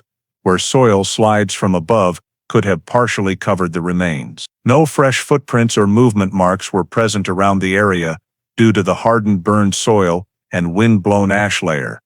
But both the metal box and bones showed clear signs of long-term presence predating the fire. At that moment, no one could yet conclude the identity of the remains. But the discovery location directly within the 1959 inaccessible search zone caused authorities to recognize this as the first significant piece of data capable of reconnecting to the Evelyn Mercer disappearance after more than 40 years. Full details of the partially burned metal box, the human skeletal structure, and the topographic features of the rock crevice were thoroughly documented, marking the first major turning point since the case had been closed. Information about the skeletal remains and the partially burned metal box was transferred to the county sheriff's office shortly after the fire department cordoned off the scene. At that time, the sheriff of Custer County was no longer Martin Fisk, but Rebecca Lang, who had taken office a few years earlier and was in the process of digitizing some of the county's older records. Upon receiving the initial report of remains found in the southern area of Blacker Ridge,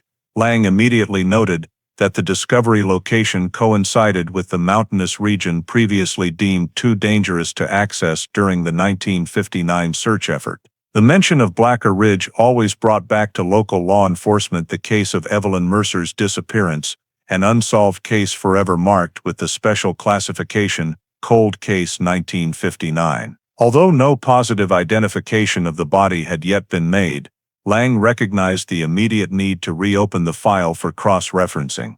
Her first task was to retrieve all the old documents. Most of the 1959 records were still stored in paper form in heavy file boxes, including Sheriff Fisk's handwritten notes, search site diagrams, witness statements, evidence descriptions, and daily progress reports. Lang instructed her team to bring all relevant files to the document processing room, where she began reviewing every page to reconstruct the entire investigation. Since the modern data management system required all information to be entered digitally for map comparison and timeline reanalysis, she started transferring each document into the county's new database. Maps were rescanned, handwritten notes were transcribed into text, and every piece of evidence still held in storage, including Evelyn's purse and the fabric scrap recovered from Arthur's vehicle, was brought out for condition inspection before being resealed. One of the most critical steps was comparing the discovery location of the remains with the original 1959 search map. Lang used the old map, current topographic maps, and GIS mapping to precisely determine the relationship between the previous search boundaries and the newly exposed rock crevice location after the wildfire. As soon as she overlaid the two map layers, she noticed something crucial.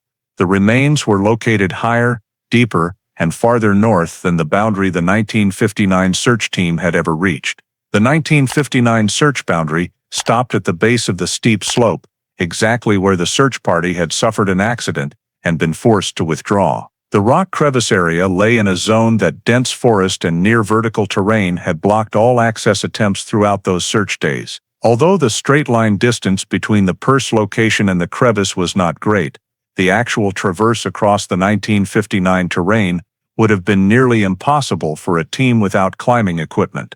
When Lang presented this location on the map to the investigative team, everyone agreed that the area was completely outside the reach of Sheriff Fisk and his crew at the time. This provided a reasonable explanation for why the body, if it truly belonged to Evelyn, had remained undiscovered for 45 years. Lang noted clearly in the reopened file, the remains discovery location lies outside the official 1959 search perimeter and within the zone marked as unsafe to access. This is a key factor explaining the lack of results in the initial search. She continued analyzing the maps by using contour lines to determine slope steepness and pre-fire vegetation cover. Some satellite images from the 1980s and 1990s, though low resolution, still showed that the crevice area had always been under such thick forest canopy that sunlight barely penetrated. Lang concluded that even if the 1959 search team had tried, they would have been unable to see this area from any vantage point at the base of the ridge. The next step in reopening the case was to re-examine the old investigative documents, especially the witness statements collected immediately after Evelyn's disappearance. She compared them against the possible timing and direction of travel that could lead to the crevice. Witness Herbert Kane, who reported hearing a scream between approximately 8:10 and 8:20 p.m., had pointed in a direction that closely aligned with the bearing of the bone discovery site. This data had held no clear significance in 1959, but now, when compared with the crevice coordinates, Lang realized the sound direction matched a plausible acoustic path given the terrain structure. The 1959 file had lacked sufficient basis to draw any conclusion from the scream, but combined with the new remains location, it became a piece of potentially valuable analytic evidence. Lang continued entering all this data into the system to enable more accurate map, timeline, and location comparisons. The analysis showed that the crevice lay directly above the route Sheriff Fisk had once marked as the most feasible path, based on the purse location, a finding that further supported the plausibility of Evelyn continuing up the slope after dropping her purse. Upon completing the preliminary report, Lang recorded in the reopened file, "The remains location is outside all areas searched in 1959. Terrain conditions at the time did not permit access. This location fits one of the most likely travel routes of the victim."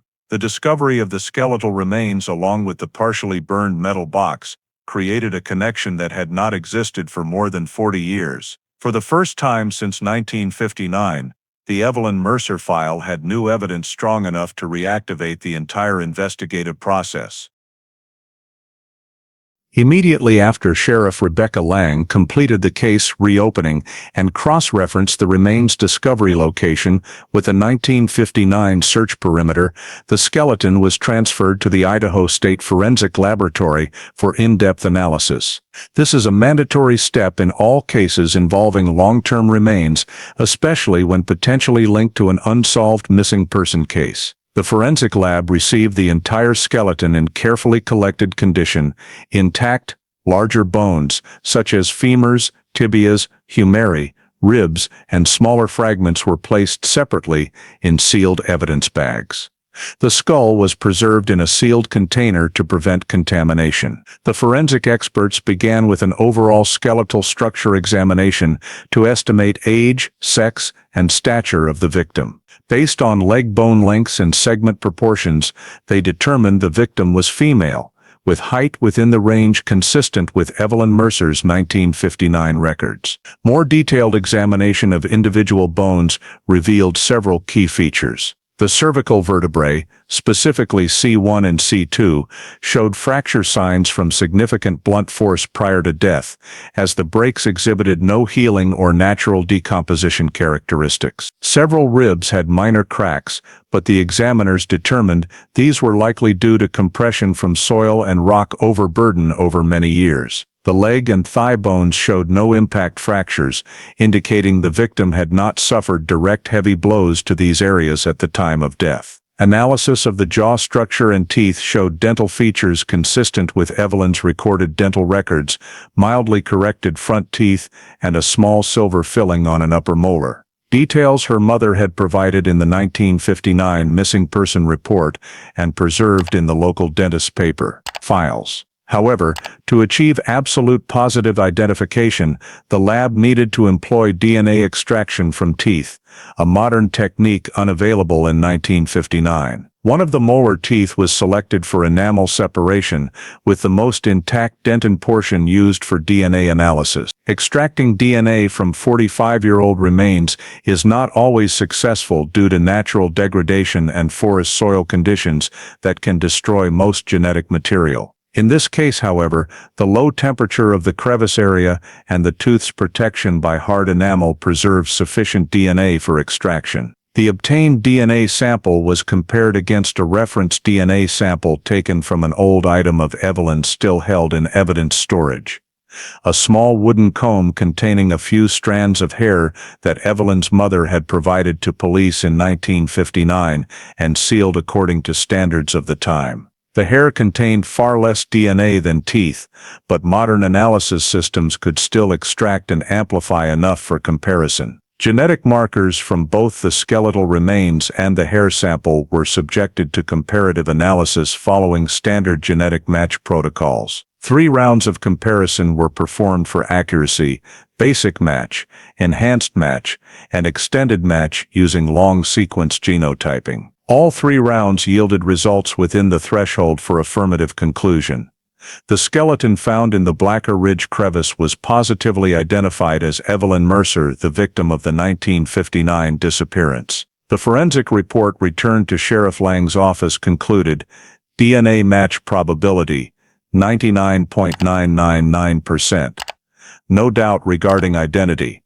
The remains belonged to Evelyn Mercer. Upon receiving the results, Lang immediately added them to the reopened file and noted that this was the first time since the disappearance that Evelyn's body had been confirmed. The DNA identification not only provided the answer the family had waited 45 years for, but also established the foundation for determining cause of death, as the cervical fracture now became the most significant forensic evidence in the file. Thanks to this result, the Evelyn Mercer case was officially reclassified from a missing persons file to an unnatural death investigation. And for the first time in decades, the inquiry was no longer based on speculation, but had solid legal and scientific grounding to proceed. After the skeletal remains were positively identified as Evelyn Mercer through DNA, the Idaho Forensic Laboratory moved into the phase of determining cause and manner of death, a critical component in establishing whether the death resulted from accident or external agency.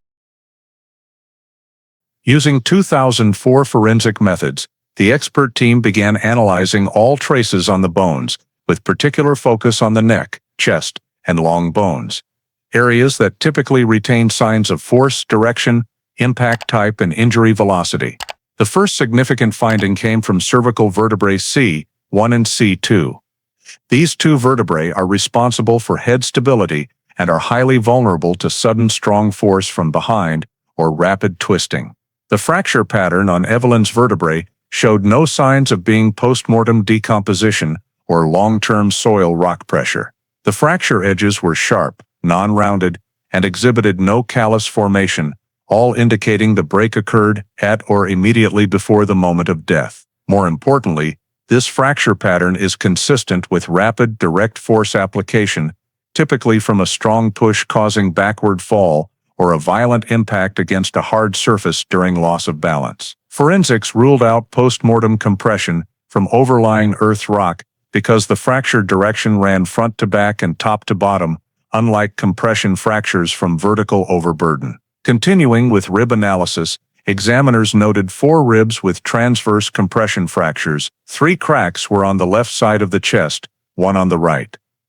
These fractures were minor, less severe than the neck injury, but shared the same characteristics: sharp edges, no healing, unabraded margins. Forensics concluded these occurred contemporaneously with the cervical fracture, or very close to the time of death. They could have resulted from the victim's chest being forcefully compressed against a hard surface during a fall from moderate height onto rocky or sloped ground. Although not direct evidence of violence, they reinforced the hypothesis of a sudden, uncontrolled, powerful fall. The leg and thigh bones showed no signs of external force, indicating the limbs were not subjected to heavy impact, meaning the fall was not a vertical drop from great height, but rather a sideways or backward fall, concentrating force on the head, neck, and upper torso. Forensics combined this data with Blacker Ridge terrain, characterized by numerous sloped rock surfaces and shallow crevices, and assessed that the death mechanism most likely involved a fall,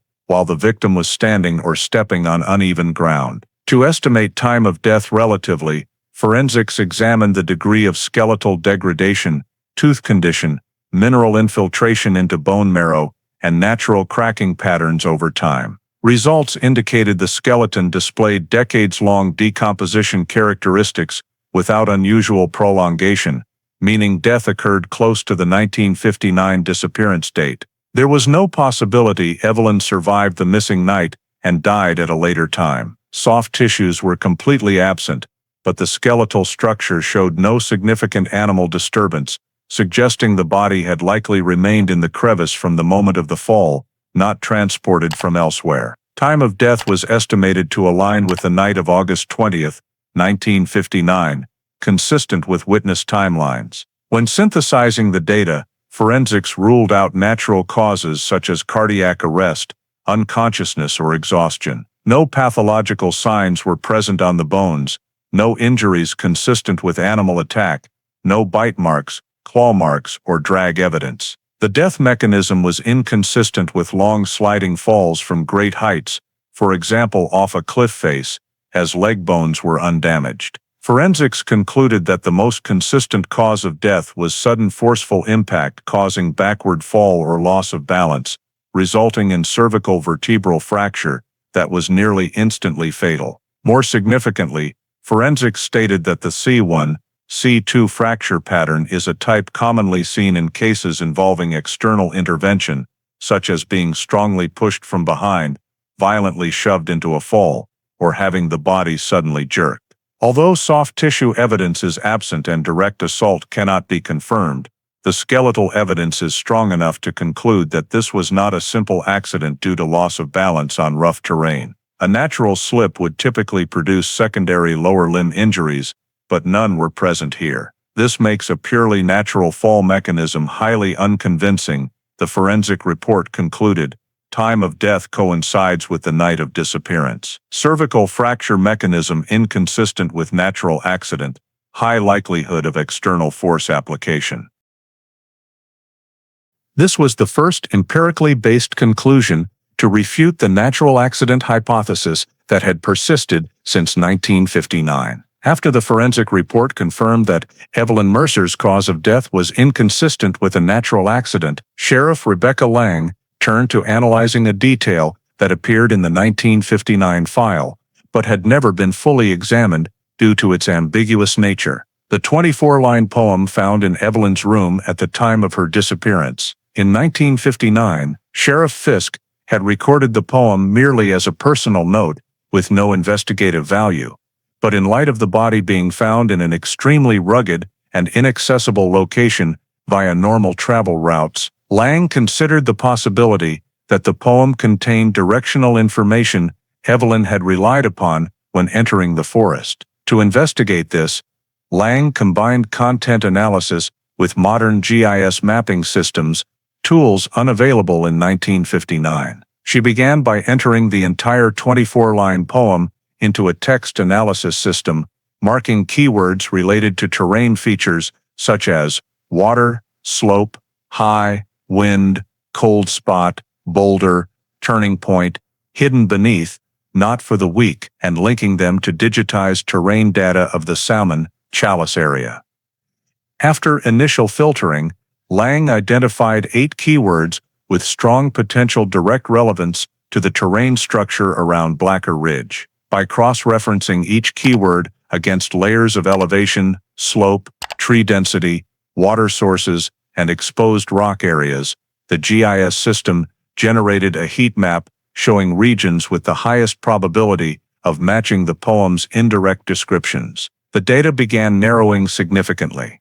The third line of the poem, containing "Enter where the water is high," was associated with several seasonal drainage channels on the ridge, where rainwater collects and creates erosion streaks, but map analysis showed only a few mid-elevation channels oriented southward, consistent with the victim's possible direction of travel.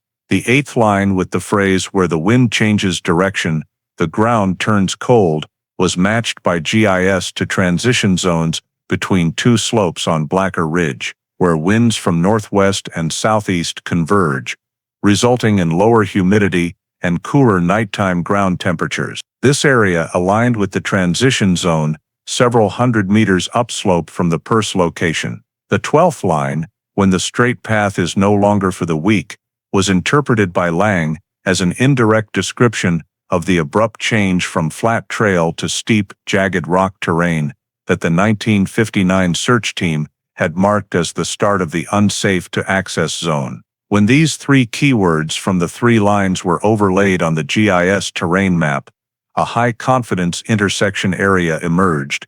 It was precisely the zone immediately below the crevice where Evelyn's remains were discovered. Lang continued analyzing all 24 lines to determine whether the poem might function as a form of route description or hidden marker that Evelyn had used. Several other lines mentioned changes in direction, walking between the shadows of stones, avoiding weak ground, following the wind through 2 branches, all lightly corresponding to terrain features around the ridge.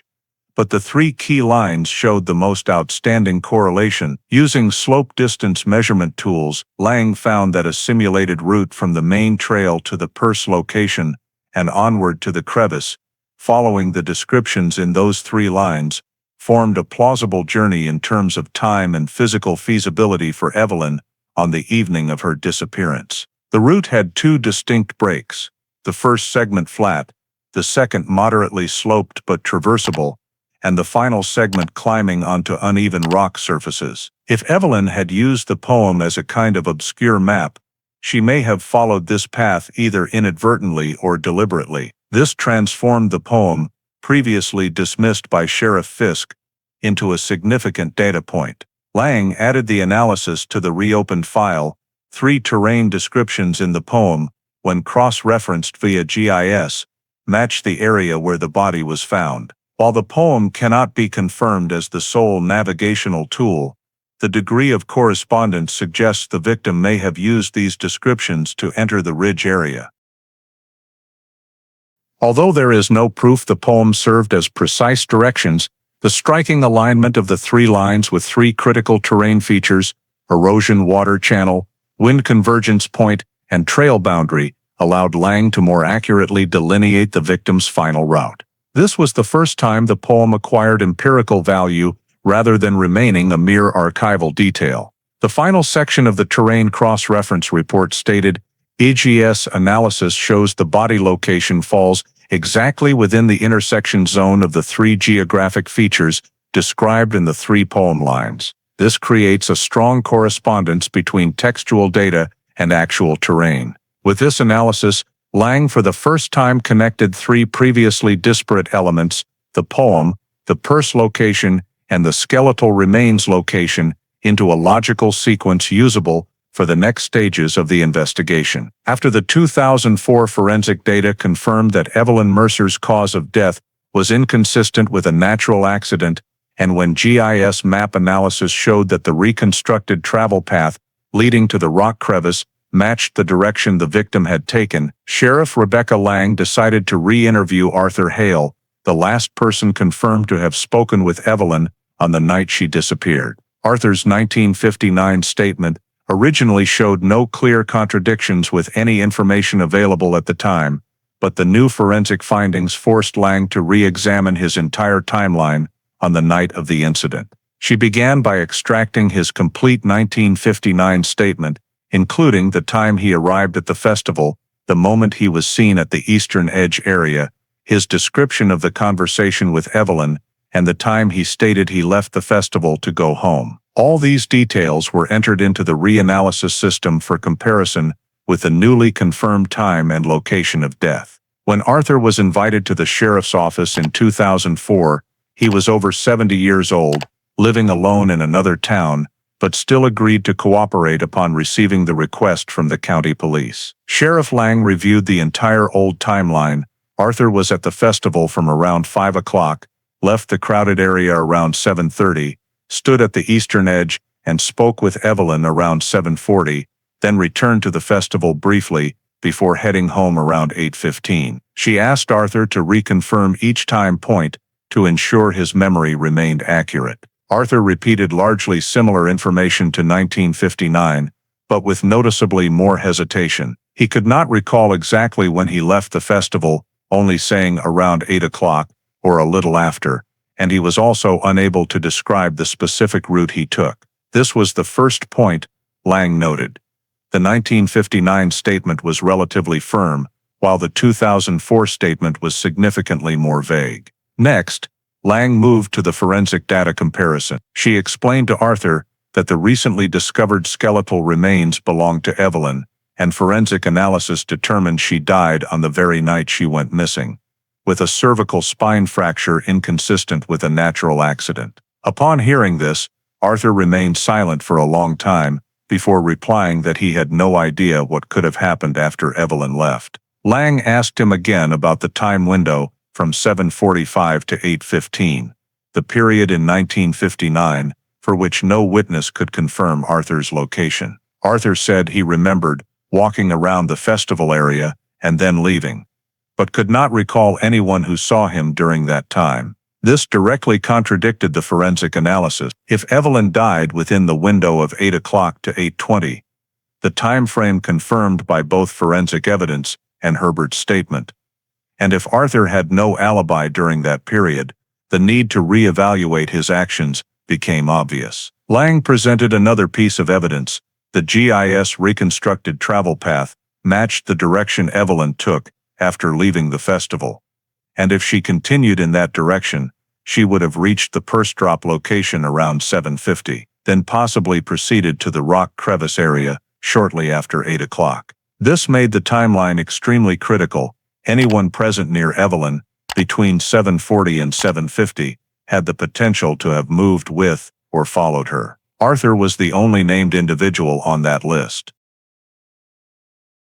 When Lang pointed out this detail, Arthur reacted slowly, stating that he did not follow Evelyn and did not leave the festival in the direction toward the woods, but he offered no convincing explanation for his unaccounted time. Lang continued by questioning him about the soil sample found on his vehicle in 1959. When asked whether he had entered the northern forest near Blacker Ridge on the day Evelyn disappeared, Arthur completely denied it, saying he had only stayed around the square and the main road. However, old data showed that the soil sample on his vehicle partially matched the type found in the northern forest. Although not conclusive evidence, in the new context it became a noteworthy coincidence. When Lang asked Arthur about his activities in the period before and after Evelyn's disappearance, Arthur said he continued living normally, working at the antique shop, with no changes whatsoever. But when she asked for details about his evening habits during the summer of that year,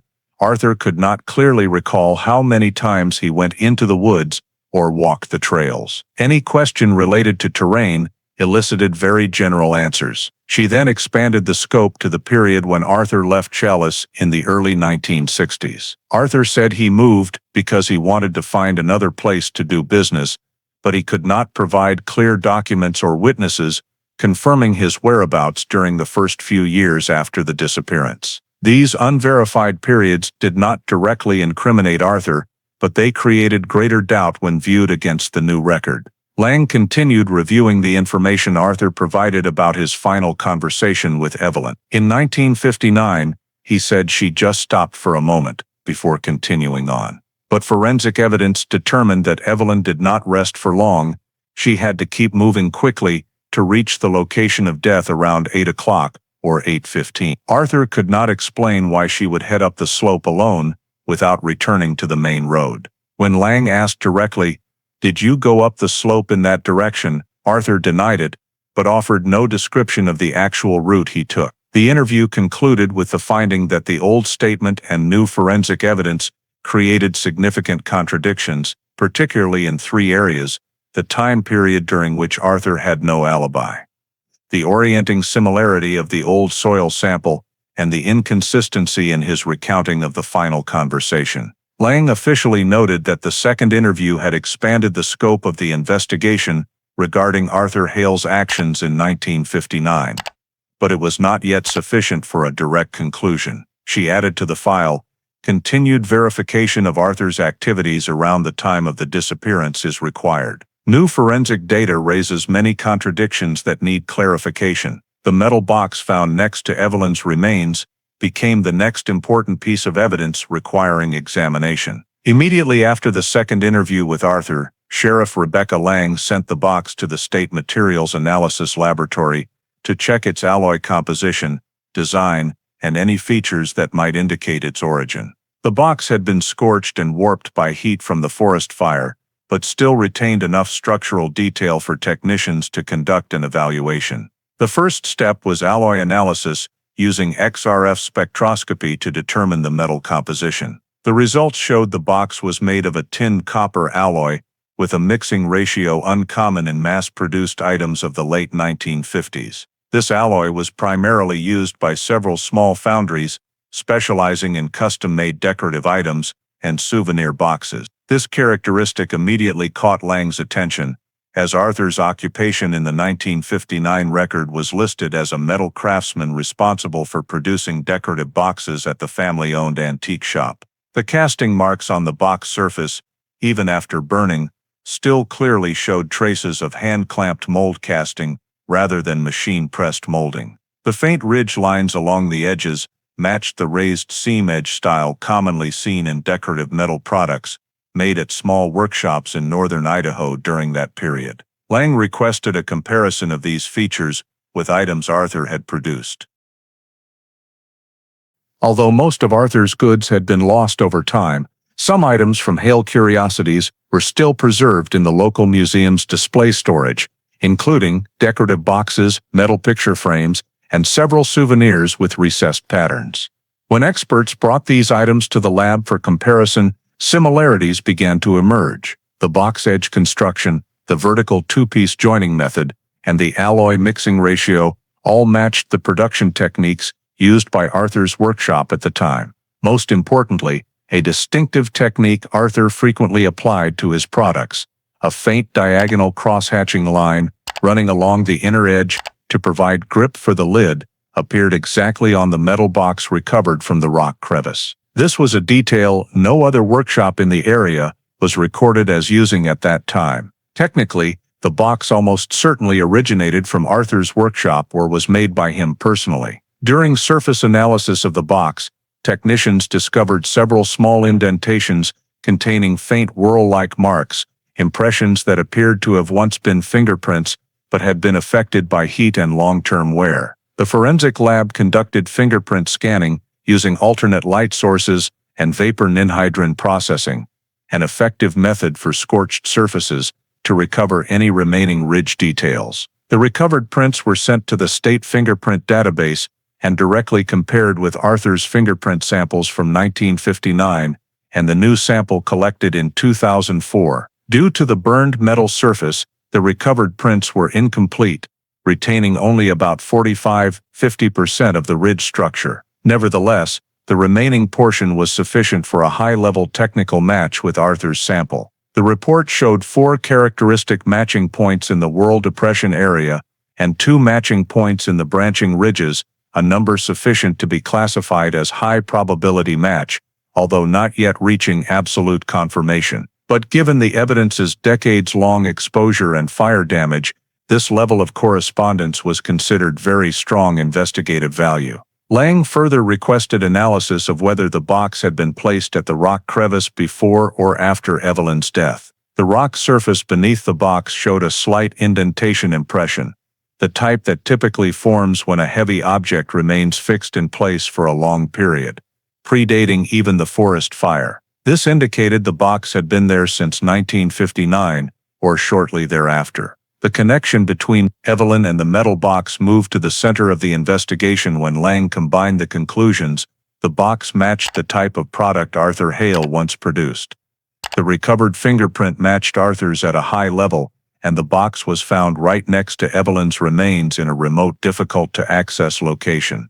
When Lang incorporated these analysis results into the investigation report, she noted, "The metal box evidence is consistent in origin with Arthur Hale's workshop. Fingerprint match at high level. The box's location next to the victim's remains is a critically significant data point."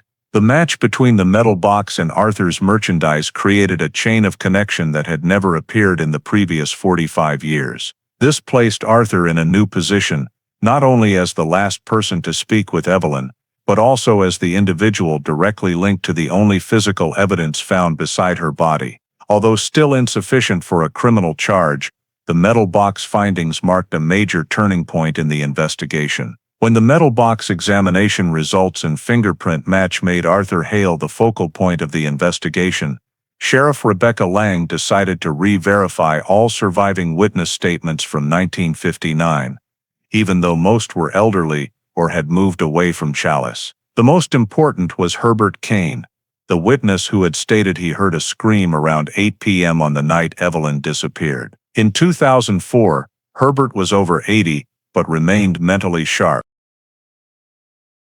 Lang personally visited him at a nursing home in Salmon, bringing the new GIS maps, forensic conclusions, and old statement records to review the entire event he had witnessed 45 years earlier. The initial conversation proceeded slowly, but when Lang mentioned Evelyn's name, Herbert paused for a very long time before saying he still remembered that night more clearly than any other. Lang began by reading back his old statement, in which Herbert only mentioned hearing a scream from the northeast direction of the woods. She then asked, "Did you really only hear the scream, or did you see anything else that you didn't report at the time?" Herbert was silent, staring at the floor for a long while before finally saying, "I've stayed quiet for too long." He revealed that in 1959, he had seen Evelyn standing face-to-face with Arthur near the forest edge around 7:40 p.m., right before she disappeared. He had not reported it then, out of fear of being dragged into the case, and because he thought it might just be an argument between young people. But now, knowing Evelyn had died from a broken neck, he said he could no longer remain silent. Herbert confirmed he saw Evelyn and Arthur arguing, not loudly, but in an intense, low-voiced dispute. He said Arthur stood very close to Evelyn, raising his hand as if demanding she stop or turn back. According to him, Evelyn appeared to want to leave, while Arthur tried to say something to make her return. This was the first piece of information Lang had never known, and it was immediately recorded with high priority. Herbert continued, saying that after Evelyn turned and headed down the trail toward the forested slope, Arthur stood watching her for a moment.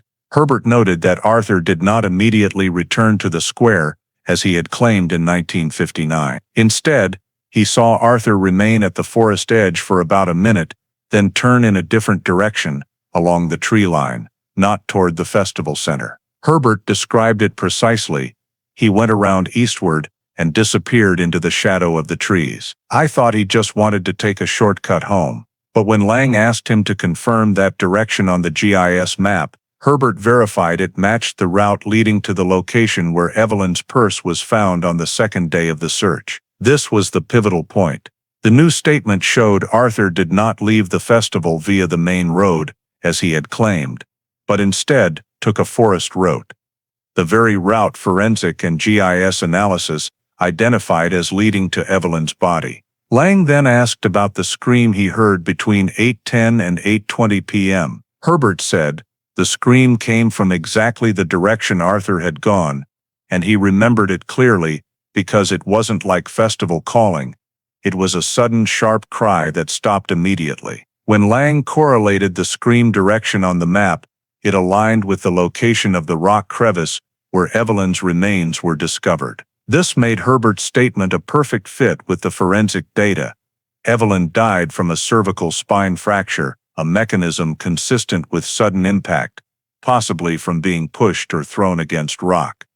The forensic time of death matched the moment Herbert heard the scream, and Arthur's observed movement direction matched the path to the body. Lang asked Herbert to describe the distance and lighting clearly. Herbert said it was already dusk, but still light enough to see shapes and direction. He explained he hadn't reported this in 1959 because he thought it was irrelevant, but now, knowing Evelyn had been killed, he felt obligated to tell the truth. Lang continued by asking whether Herbert saw Arthur return to the festival. Herbert said he did not see Arthur come back within 15-20 minutes after the scream, and when he himself left the forest edge area to go home, Arthur was not in sight. This completely broke Arthur's 1959 and 2004 timelines. Previously, Arthur claimed he left the festival around 8:15 and went home via the main road.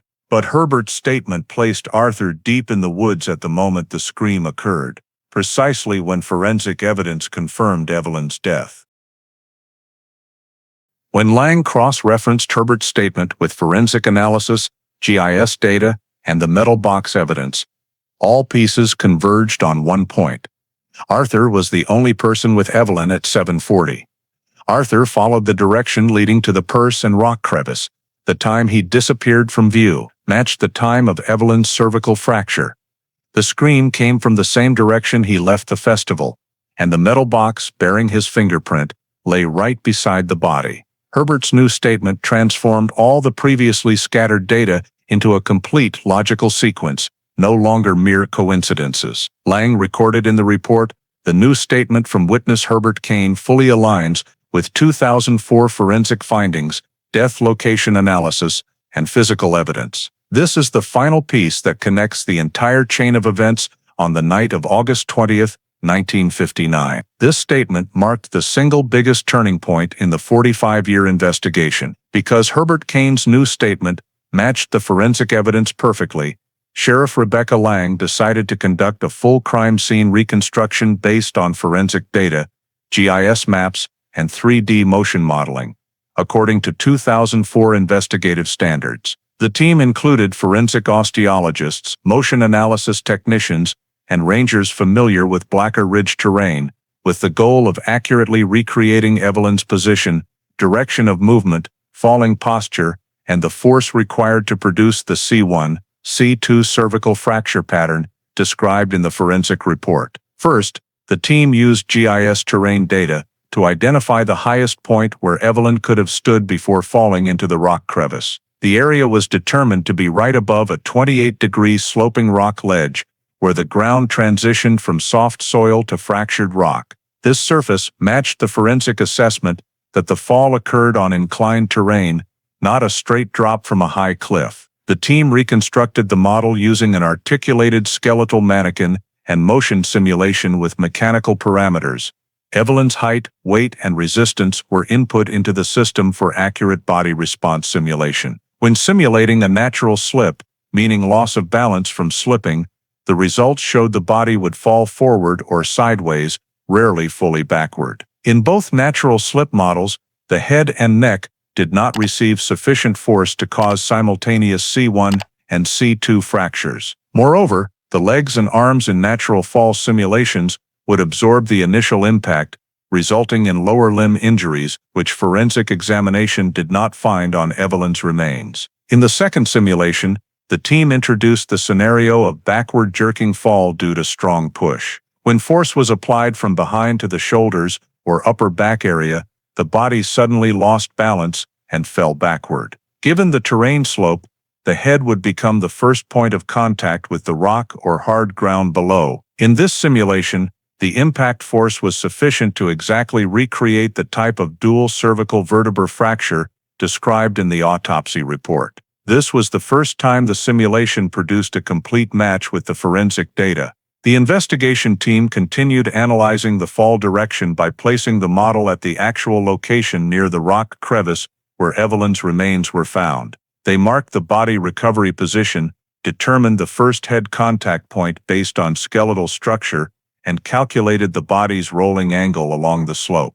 The results showed the body had fallen from a height of approximately 1.2 to 1.6 meters along the slope. Not enough to cause death without an initial backward push that increased fall velocity. In the no external force simulation, the body only slid slowly downward and stopped without producing a severe neck fracture. But when the simulation included a push, equivalent to an adult forcefully shoving during a struggle, the fall speed tripled, causing the head to strike hard, exactly matching the destructive cervical vertebra injury pattern recorded. The forensic team also brought the model into the actual rock crevice to determine the final resting posture. The results showed a left side lying position, arms folded inward, and head turned toward the rock wall, perfectly matching the simulation of a victim being pushed while turning or attempting to leave. This aligned with Herbert's statement that Evelyn had turned to leave Arthur before entering the woods. After analyzing the entire simulation sequence, the team concluded that the cervical fracture pattern could not result from a natural slip. 2. It could not result from a fall from great height. 3. It could not result from animal attack. 4. It could not result from simply tripping while standing still. 5. Only the scenario of external force applied from behind, a strong push or shove during a struggle, could recreate the injury identical to the forensic conclusion. Lang requested the team document all force parameters. The report stated that the force required to cause a C1, C2 fracture in a standing posture was equivalent to a two-handed push from behind or a strong shove when the victim's back was turned. It could not have been a blow with a hard object, as no corresponding skull fractures were present. When compared with Herbert's statement, everything became seamless. Herbert saw Evelyn and Arthur arguing. Evelyn tried to leave. Arthur followed in the same direction. Then Herbert heard a short, sharp scream. consistent with a panic reflex when being pushed. Lang incorporated each piece into the timeline diagram, 7:40. Evelyn and Arthur argue, 7:45, 7:50. Evelyn leaves in the direction toward the purse location, 7:50. Arthur follows the same direction, 8:10, 8:20. Scream occurs. Forensic determines death within this exact time frame. When the push simulation was inserted into this sequence, every point matched perfectly. Standing position, direction of movement, force applied, fall type and injury location. No other scenario aligned more completely with all the data than the victim being pushed or shoved during a struggle. The official conclusion in the crime scene reconstruction report stated, the cause of Evelyn Mercer's death in 1959 was not a natural accident. The C1, C2 cervical fracture pattern could only occur due to force applied by another person. Simulation data indicate the victim was forcefully pushed from behind or shoved during a struggle. This was the first scientific confirmation that Evelyn's death resulted from intentional action by another individual, no longer within the realm of accident or self-fall, and it advanced the investigation to the next critical phase. After reconstructing the crime scene and concluding that Evelyn Mercer's death was definitively caused by human impact, Sheriff Rebecca Lang began the most critical phase of the entire investigation, compiling all the evidence to prepare the case file for an arrest warrant against the sole suspect present at every intersection of the data, Arthur Hale. Although the investigation spanned 45 years and much physical evidence had been destroyed by time, the existing chain of evidence was strong enough to form a logical case file meeting 2004 legal standards. Lang divided all the evidence into 6 main groups, each representing a piece of the sequence of events leading to Evelyn's death. The first group of evidence was forensic, the cause of death. The autopsy report confirmed that the C1, C2 cervical vertebrae fracture occurred on the exact night Evelyn disappeared, and this fracture pattern could not result from a natural accident or slip. The injury could only occur from a strong push from behind or during a struggle. This was the key factor because it defined Evelyn's death as an assault, not a natural fall. The second group was crime scene reconstruction. The 3D simulation showed that the fall posture, impact angle, and body position matched only the scenario of being pushed. No other simulation, natural slip, loss of balance, forward fall, or fall from height, could produce injuries matching the forensic description. The third group was movement path, GIS analysis. When the 24-line poem was cross-referenced with topographic maps, the most logical route Evelyn took led precisely to the purse area and continued to the rock crevice where the remains were found. This route aligned with the direction Arthur was seen leaving the festival in Herbert Kane's statement and matched the direction of the scream. The likelihood of coincidence was extremely low. The fourth group was physical evidence, the metal box. Although damaged by fire, the box retained distinctive technical features matching products Arthur had manufactured. The alloy, edge joining method, and crosshatch marks all corresponded to the unique design of Hale Metalworks in the 1950s. Most critically, the recovered partial fingerprint matched Arthur's to a high degree. The box was located right beside Evelyn's body, in an area inaccessible, without following the slope route described by both forensic and GIS analysis. The fifth group was witness testimony.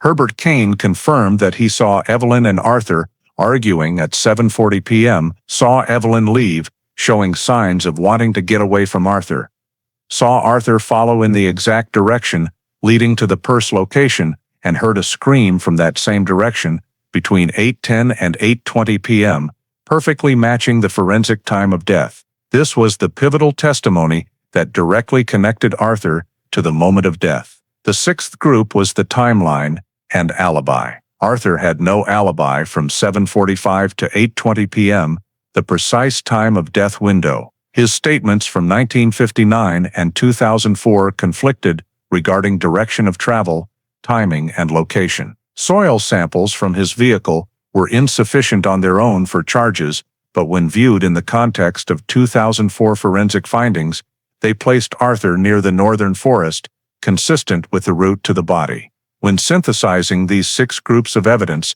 Lang constructed a logical chain of argument meeting Idaho state law requirements. 1. The victim died due to human-applied force. 2. The victim and suspect were confirmed to be in the same area at the same time. 3. The suspect followed the victim into the forest. 4. The time of death coincided with the period when the suspect disappeared from view. 5. Physical evidence directly linked to the suspect appeared at the body location. 6. Independent witness testimony perfectly matched the forensic and geographic facts. Lang and her team prepared a report exceeding 60 pages, systematically attaching all forensic data, GIS analysis, new statements, crime scene photos, and metal box analysis into a clear argumentative framework. The case file was forwarded to the Custer County Prosecutor's Office for review. The county prosecutor evaluated 3 factors: the reliability of the evidence, the linkage between data groups, and the ability to prove the case in court. After 2 weeks of review, the prosecutor's office concluded that the evidence groups not only supported one another, but formed a unified chain of inference with no breaks, placing Arthur Hale at the only position from which Evelyn's death could have been caused. The prosecutor signed the approval document and returned the arrest warrant to Sheriff Lang for the charge of homicide, 2nd degree under Idaho law. The warrant was issued, legal and effective immediately. Finally, after 45 years, the Evelyn Mercer case shifted from a missing persons investigation to a homicide substantiated by scientific evidence, key testimony, and a complete logical chain strong enough to proceed to the next stage of the legal process. The approved arrest warrant paved the way for the action Sheriff Rebecca Lang and her team had awaited for months since Evelyn's remains were discovered. On an early morning in late fall 2004, the Custer County Sheriff's team coordinated with the Salmon City Police Department, where Arthur Hale resided, to execute the warrant in full compliance with Idaho procedure. Arthur, then nearly 80 years old, was arrested at his home without resistance. He appeared confused, partly due to age, and partly because he seemed to have never expected the case to be reopened after more than 4 decades. When read his Miranda rights, Arthur briefly replied that he didn't know why, and didn't do anything wrong that night. The arrest proceeded quietly, with no media present, exactly as Lang had requested to avoid disrupting the investigation. After transporting Arthur to the local station, a search team was assigned to enter his home to execute the warrant for seizure of documents and items related to the investigation. The goal was to find any evidence that could further strengthen the already robust chain: documents, tools, drawings, or metal products made in the same style as the iron box found beside Evelyn's body. Arthur's house was located in a quiet residential area, with an old garage in the back and a small dust-covered workshop. The team divided into 3 groups to search the entire house according to the warrant's specified categories. The first group checked the living room and bedrooms, seizing old notebooks Arthur had written in at various points in his life. Some dated from the early 1960s, interspersed with intermittent notes about metalwork designs. They contained no direct references to Evelyn, but showed that Arthur continued his metalworking craft for many years after the disappearance. The second group focused on the rear garage, where Arthur still maintained a metalworking bench, several antique forging tools, and iron clamps. On the bench were partially cut metal pieces, several small box blanks, and a quantity of tin copper alloy, matching the alloy found on the metal box at Evelyn's scene. Most notably, this group discovered an unfinished small box with edge-joining seams and crosshatch grooves that were almost identical to those on the box found beside the body. The surface of this box was unburned, retaining its original dull gray color, and had comparable weight. Upon receiving the report of this find,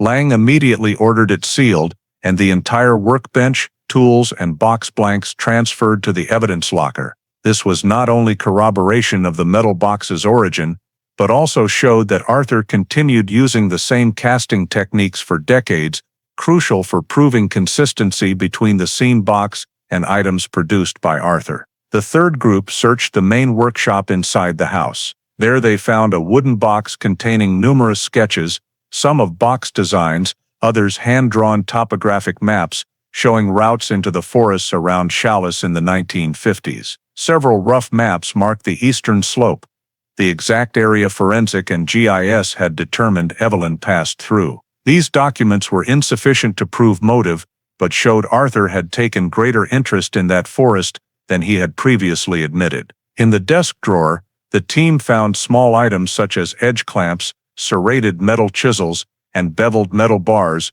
tools used for Hale Workshop's characteristic edge joining technique. Several tools bore layers of alloy dust matching the color of the metal box evidence, though further analysis was needed for confirmation. Additionally, the team seized old financial papers recording Arthur's travels in the 1960s and 1970s. There was a several-month period shortly after the disappearance during which Arthur left no notes at all, a time gap Lang noted as requiring further cross-checking.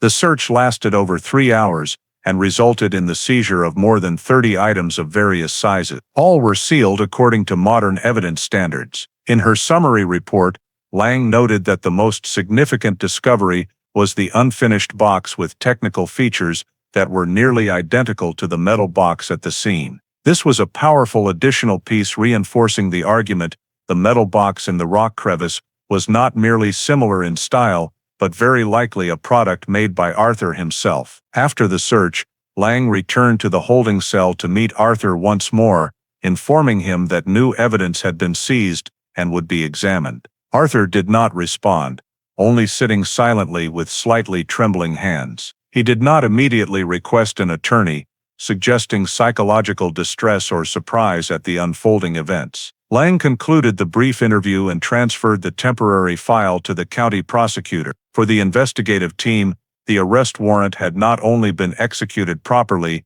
but had also opened an important new source of corroborating evidence. The search of Arthur's home strengthened the technical and material matches, transforming previous inferences into tangible evidence that could be presented in court. Arthur Hale, the long-standing shadow in Evelyn's decades-old missing persons file, had now become a suspect with clear physical evidence in police hands, and the investigation had entered an irreversible phase. The trial of Arthur Hale opened in early 2005 at the Custer County Courthouse, becoming one of the most science-heavy trials ever presented in the history of this small town's judicial system. The prosecution built its presentation around 3 main pillars: forensic evidence, physical evidence, witness testimony, with the central focus being the logical interconnection of all data collected in 2004, cross-referenced against the original 1959 file. The first section presented by the prosecution was the forensic evidence block. Before the jury, forensic experts detailed the injuries on Evelyn's skeleton: the sharp, unhealed C1, C2 cervical fracture that occurred on the night she disappeared, simultaneous rib cracks, fall, posture and impact angle, consistent with rearward force application, inconsistent with any natural accident scenario. They presented the 3D crime scene reconstruction, showing that natural falls or slips could not produce such fractures, while a push or strong shove by another person produced a perfect match. Forensic also confirmed the time of death aligned with the time frame of the scream heard by witnesses, reinforcing the timeline's accuracy. Next, the prosecution moved to the physical evidence group, with the centerpiece being the metal box found beside Evelyn's body. Materials analysis experts presented the rare tin-copper alloy composition, distinctive hand-casting techniques,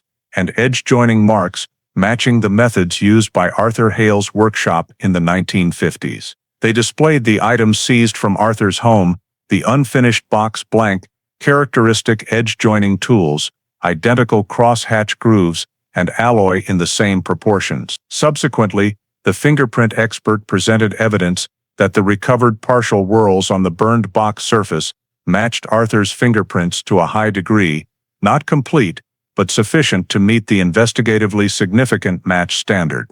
The prosecution emphasized that the box could only have remained in the crevice for decades if brought there on the night of the incident, as the Blacker Ridge terrain in 1959 was too steep and dense for casual outside access. Following physical evidence, The prosecution called the most important witness, Herbert Kane. Despite his advanced age, his testimony was clear and consistent with his 2004 statement. Herbert recounted in court that he saw Evelyn and Arthur arguing at the forest edge around 7:40 p.m. Evelyn displayed evasive behavior. Arthur stood too close to her. After Evelyn turned into the forest, Herbert saw Arthur pause briefly, then follow in the direction that forensic and GIS had identified as leading to the purse location and rock crevice. Finally, Herbert reiterated the short, sharp scream that came from exactly the direction Arthur had gone, precisely matching the forensic time of death window. This testimony became the living bridge between forensic data, GIS maps, and the physical evidence chain. The next part of the prosecution's presentation was connecting all evidence groups into a complete logical chain. The prosecution analyzed that 1. Forensic confirmed death by human force. 2. Evelyn was last seen with Arthur while arguing. 3. The timeline and Herbert's testimony placed Arthur on the exact path to the body location. 4. Arthur's distinctive metal box appeared right beside the victim's remains. 5. Arthur's fingerprint was identified on the evidence. 6. Arthur had no alibi during the time of death. 7. The crime scene reconstruction showed that only a pushing action fit the neck fracture pattern and fall direction. The prosecution assembled all data into a causal model. Arthur followed Evelyn.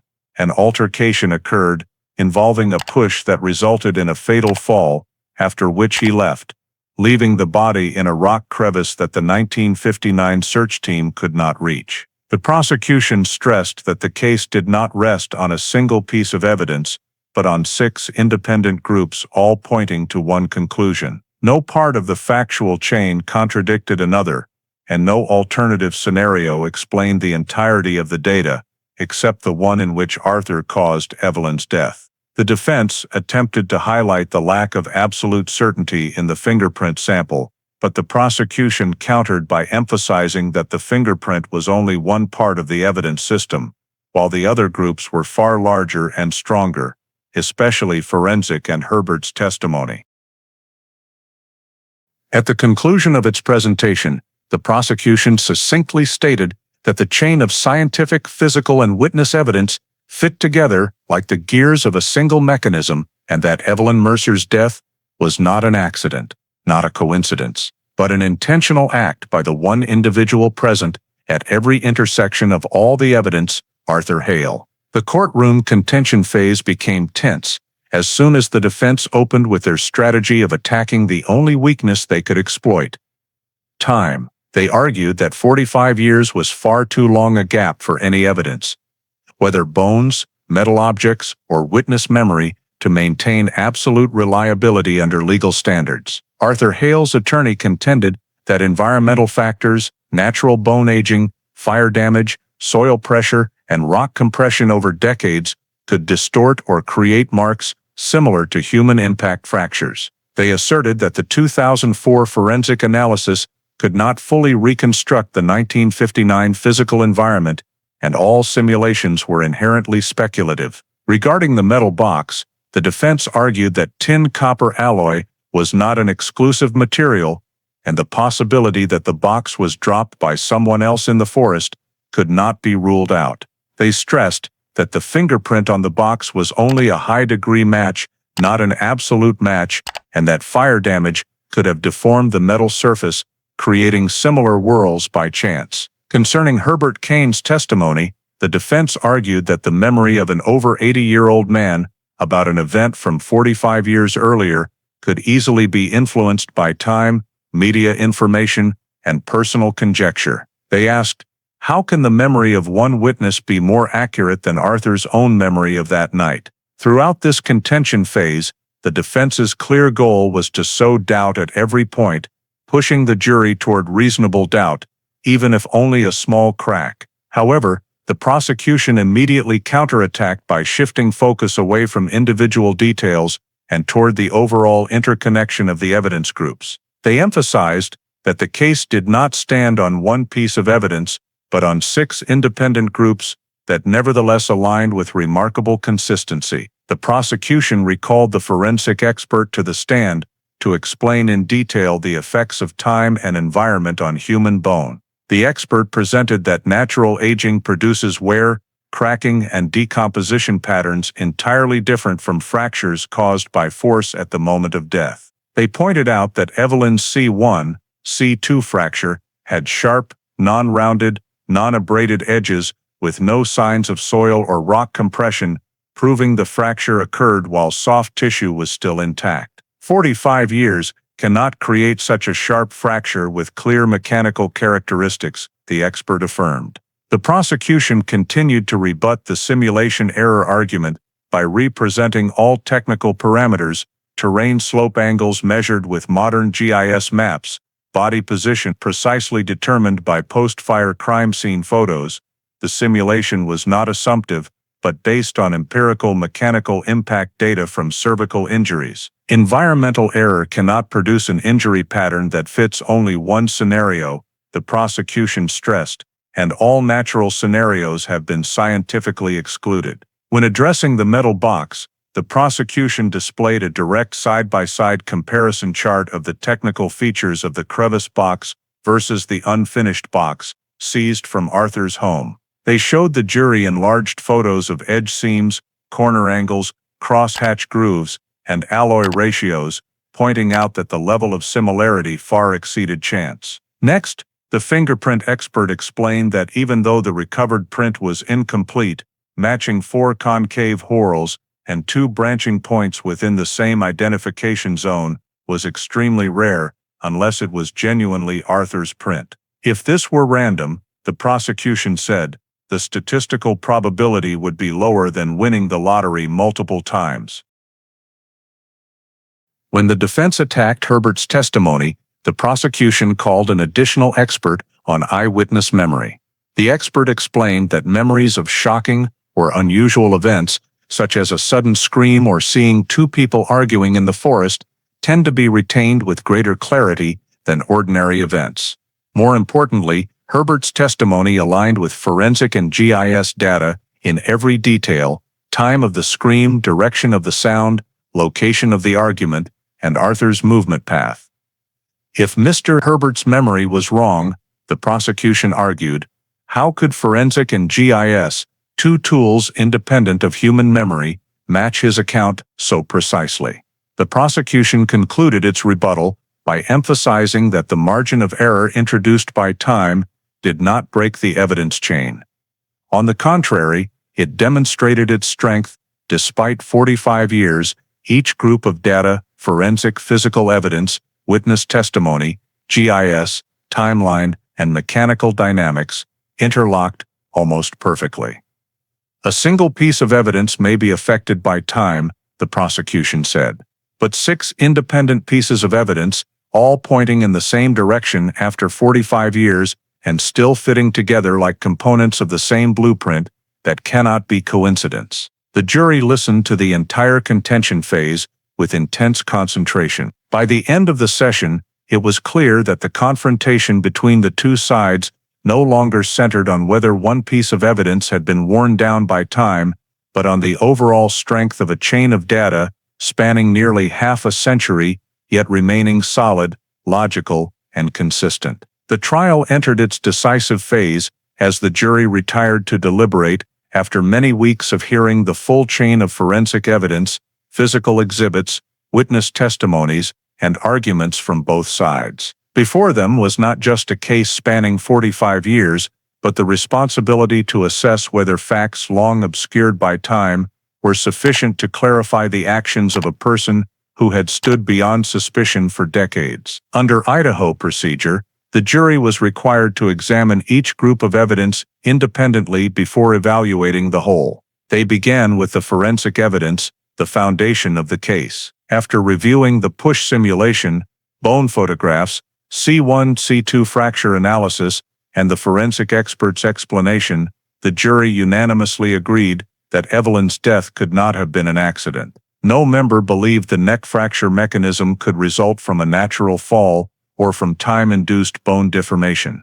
The first recorded conclusion, death caused by force applied by another person. Next, they moved to the metal box evidence. The jury reviewed the alloy comparison report, enlarged photographs of edge seams, cross grooves, and the faint fingerprint ridge. They discussed the possibility of coincidence, the aging of fingerprints, and factors that might change over time. But when placed side by side with the boxes and tools recovered from Arthur's residence, the degree of similarity was too high to deny. One juror stated, "If two different people made these two boxes, that would be almost unimaginable." The partial fingerprint, while not complete, was considered strong corroborative evidence, not the sole support. They reached consensus. The metal box at the scene originated from Arthur Hale, or the workshop under his control. They then proceeded to the witness evidence group. Herbert Kane's testimony, though delivered 45 years late, was cross-checked against forensic findings and GIS data, and the jury found it not only credible, but highly authentic due to its precise alignment with objective data at every point. No juror believed Herbert's memory had been suggested or distorted. If his recollection were wrong, the technical data could not have coincidentally matched his account so perfectly. They noted, Herbert's testimony fully aligns with the forensic evidence, time of death, and direction of movement. Afterward, the jury evaluated the timeline and alibi evidence.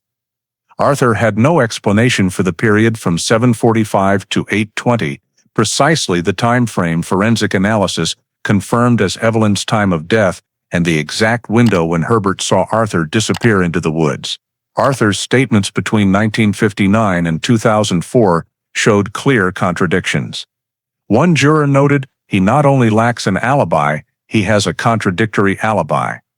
Finally, the jury assessed the entire chain linking the 6 evidence groups. They did not treat each piece as isolated fragments, but examined how they interlocked.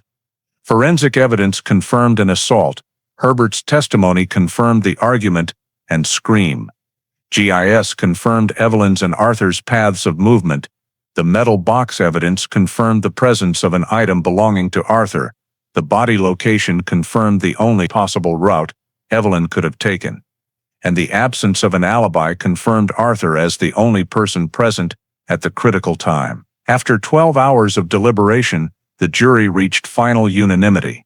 They did not return a verdict of first-degree murder, as the record did not prove premeditated intent or prior planning. However, the evidence chain clearly showed that Arthur had engaged in conduct that caused Evelyn's death, not purely accidental, yet not sufficiently established as planned. Under Idaho law, this conduct constituted second-degree manslaughter, causing the death of another through reckless, dangerous action in a situation where serious consequences could be foreseen. When the jury returned to the courtroom, the atmosphere grew heavy. The prosecutor stood. Arthur, gaunt, hands trembling slightly, stared straight ahead with vacant eyes. The foreman asked the jury, "Have you reached a verdict?" The jury foreman replied, "We have." He stood, opened the envelope, and read aloud. In the case of the state of Idaho, Arthur Hale, we, the jury, find the defendant guilty of the charge, manslaughter in the second degree. A moment of silence enveloped the courtroom. The prosecution nodded slightly. The defense bowed their heads. Arthur closed his eyes and took a deep breath, as if he no longer had strength to react. The judge pronounced sentence immediately afterward. Based on the jury's verdict, the court finds Arthur Hale guilty of second-degree manslaughter, with sentence imposed according to Idaho law. The sentence record stated, due to the defendant's advanced age, frail health, and lack of prior criminal record, the court applied the maximum sentence within the statutory range, 25 years imprisonment.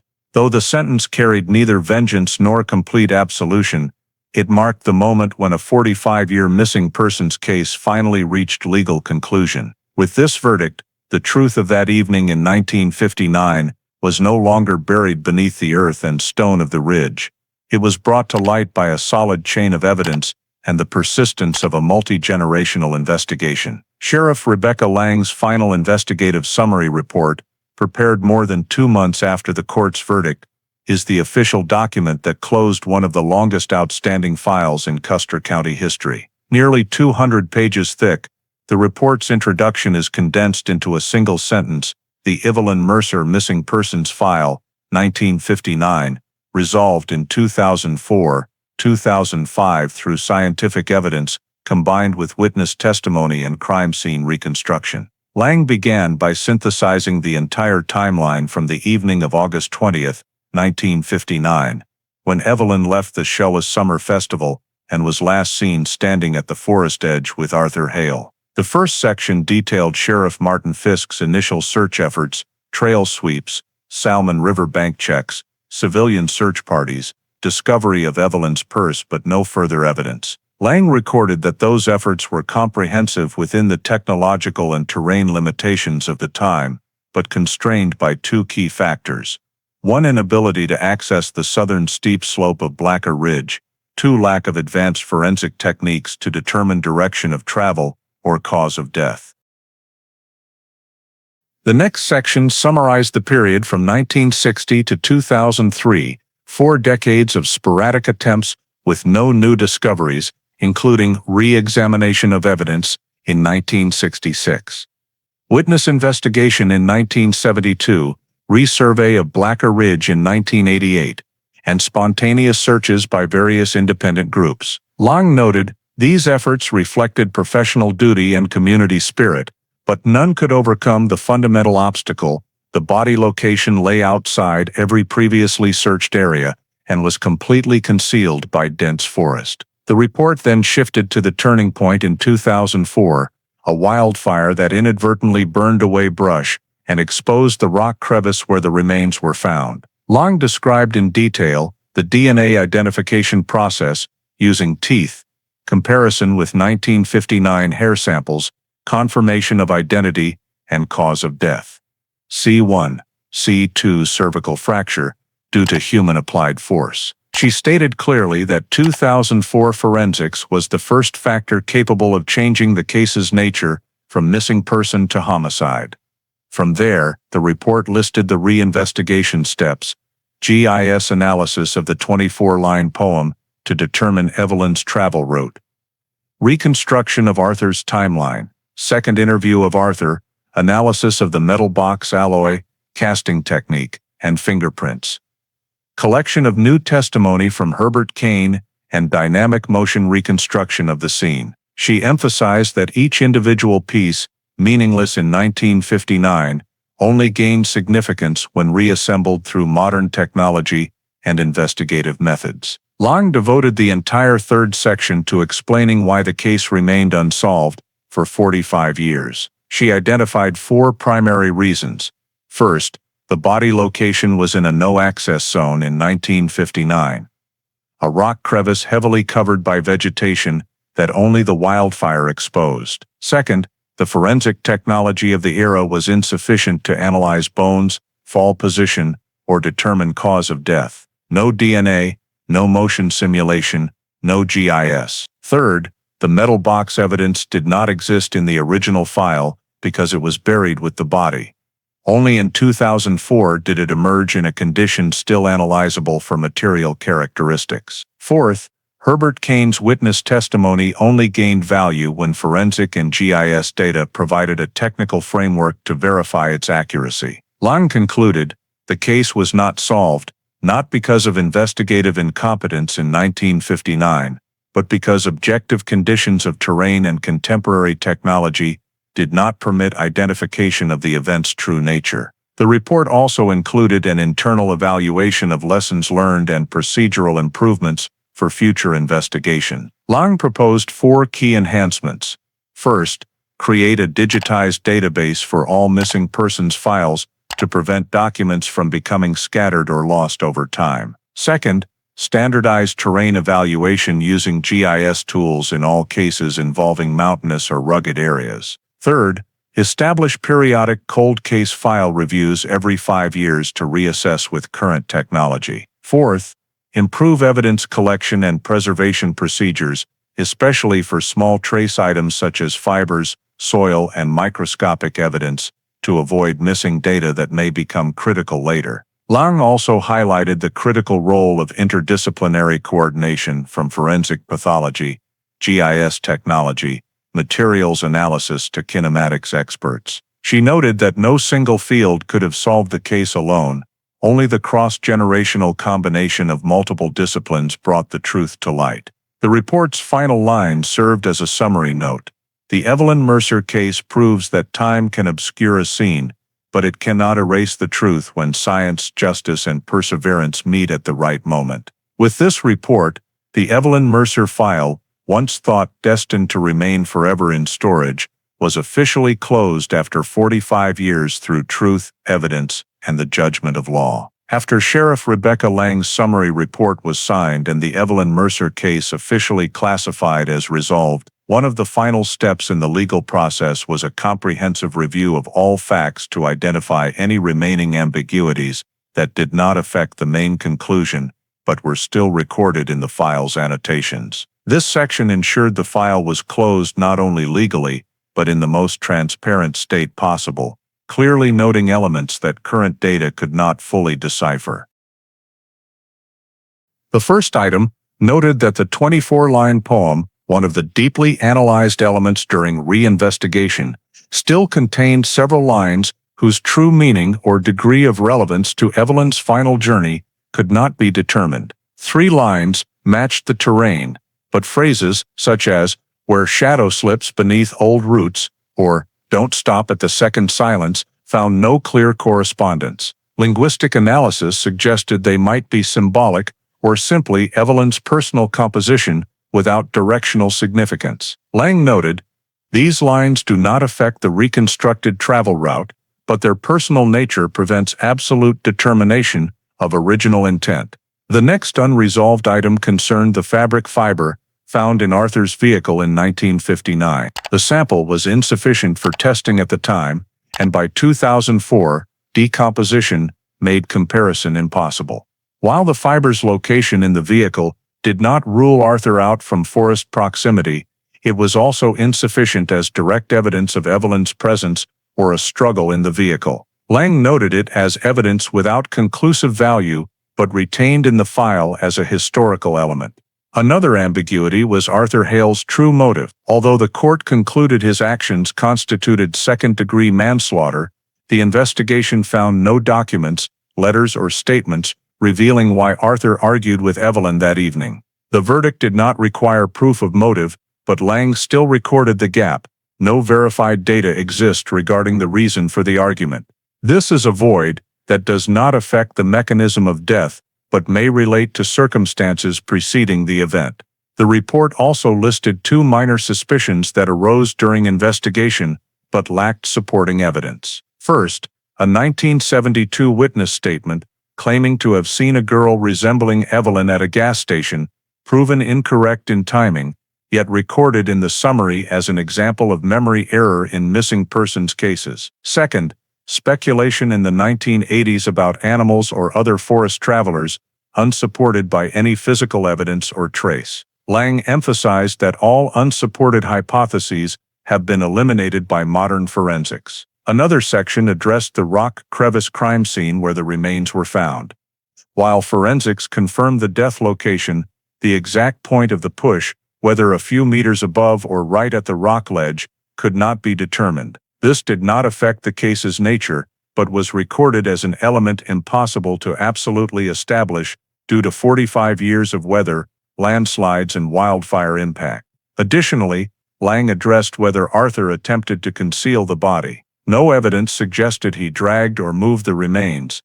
The body's posture and position indicated the victim fell directly into the crevice and remained there. This supported the manslaughter charge, but did not clarify Arthur's subsequent intent. All these undeciphered points were included, not to reopen doubt, but to affirm that the investigation explored every direction and that missing data had no impact on the primary conclusion. At the end of the file, Sheriff Lang wrote a brief, administrative rather than emotional official closing note.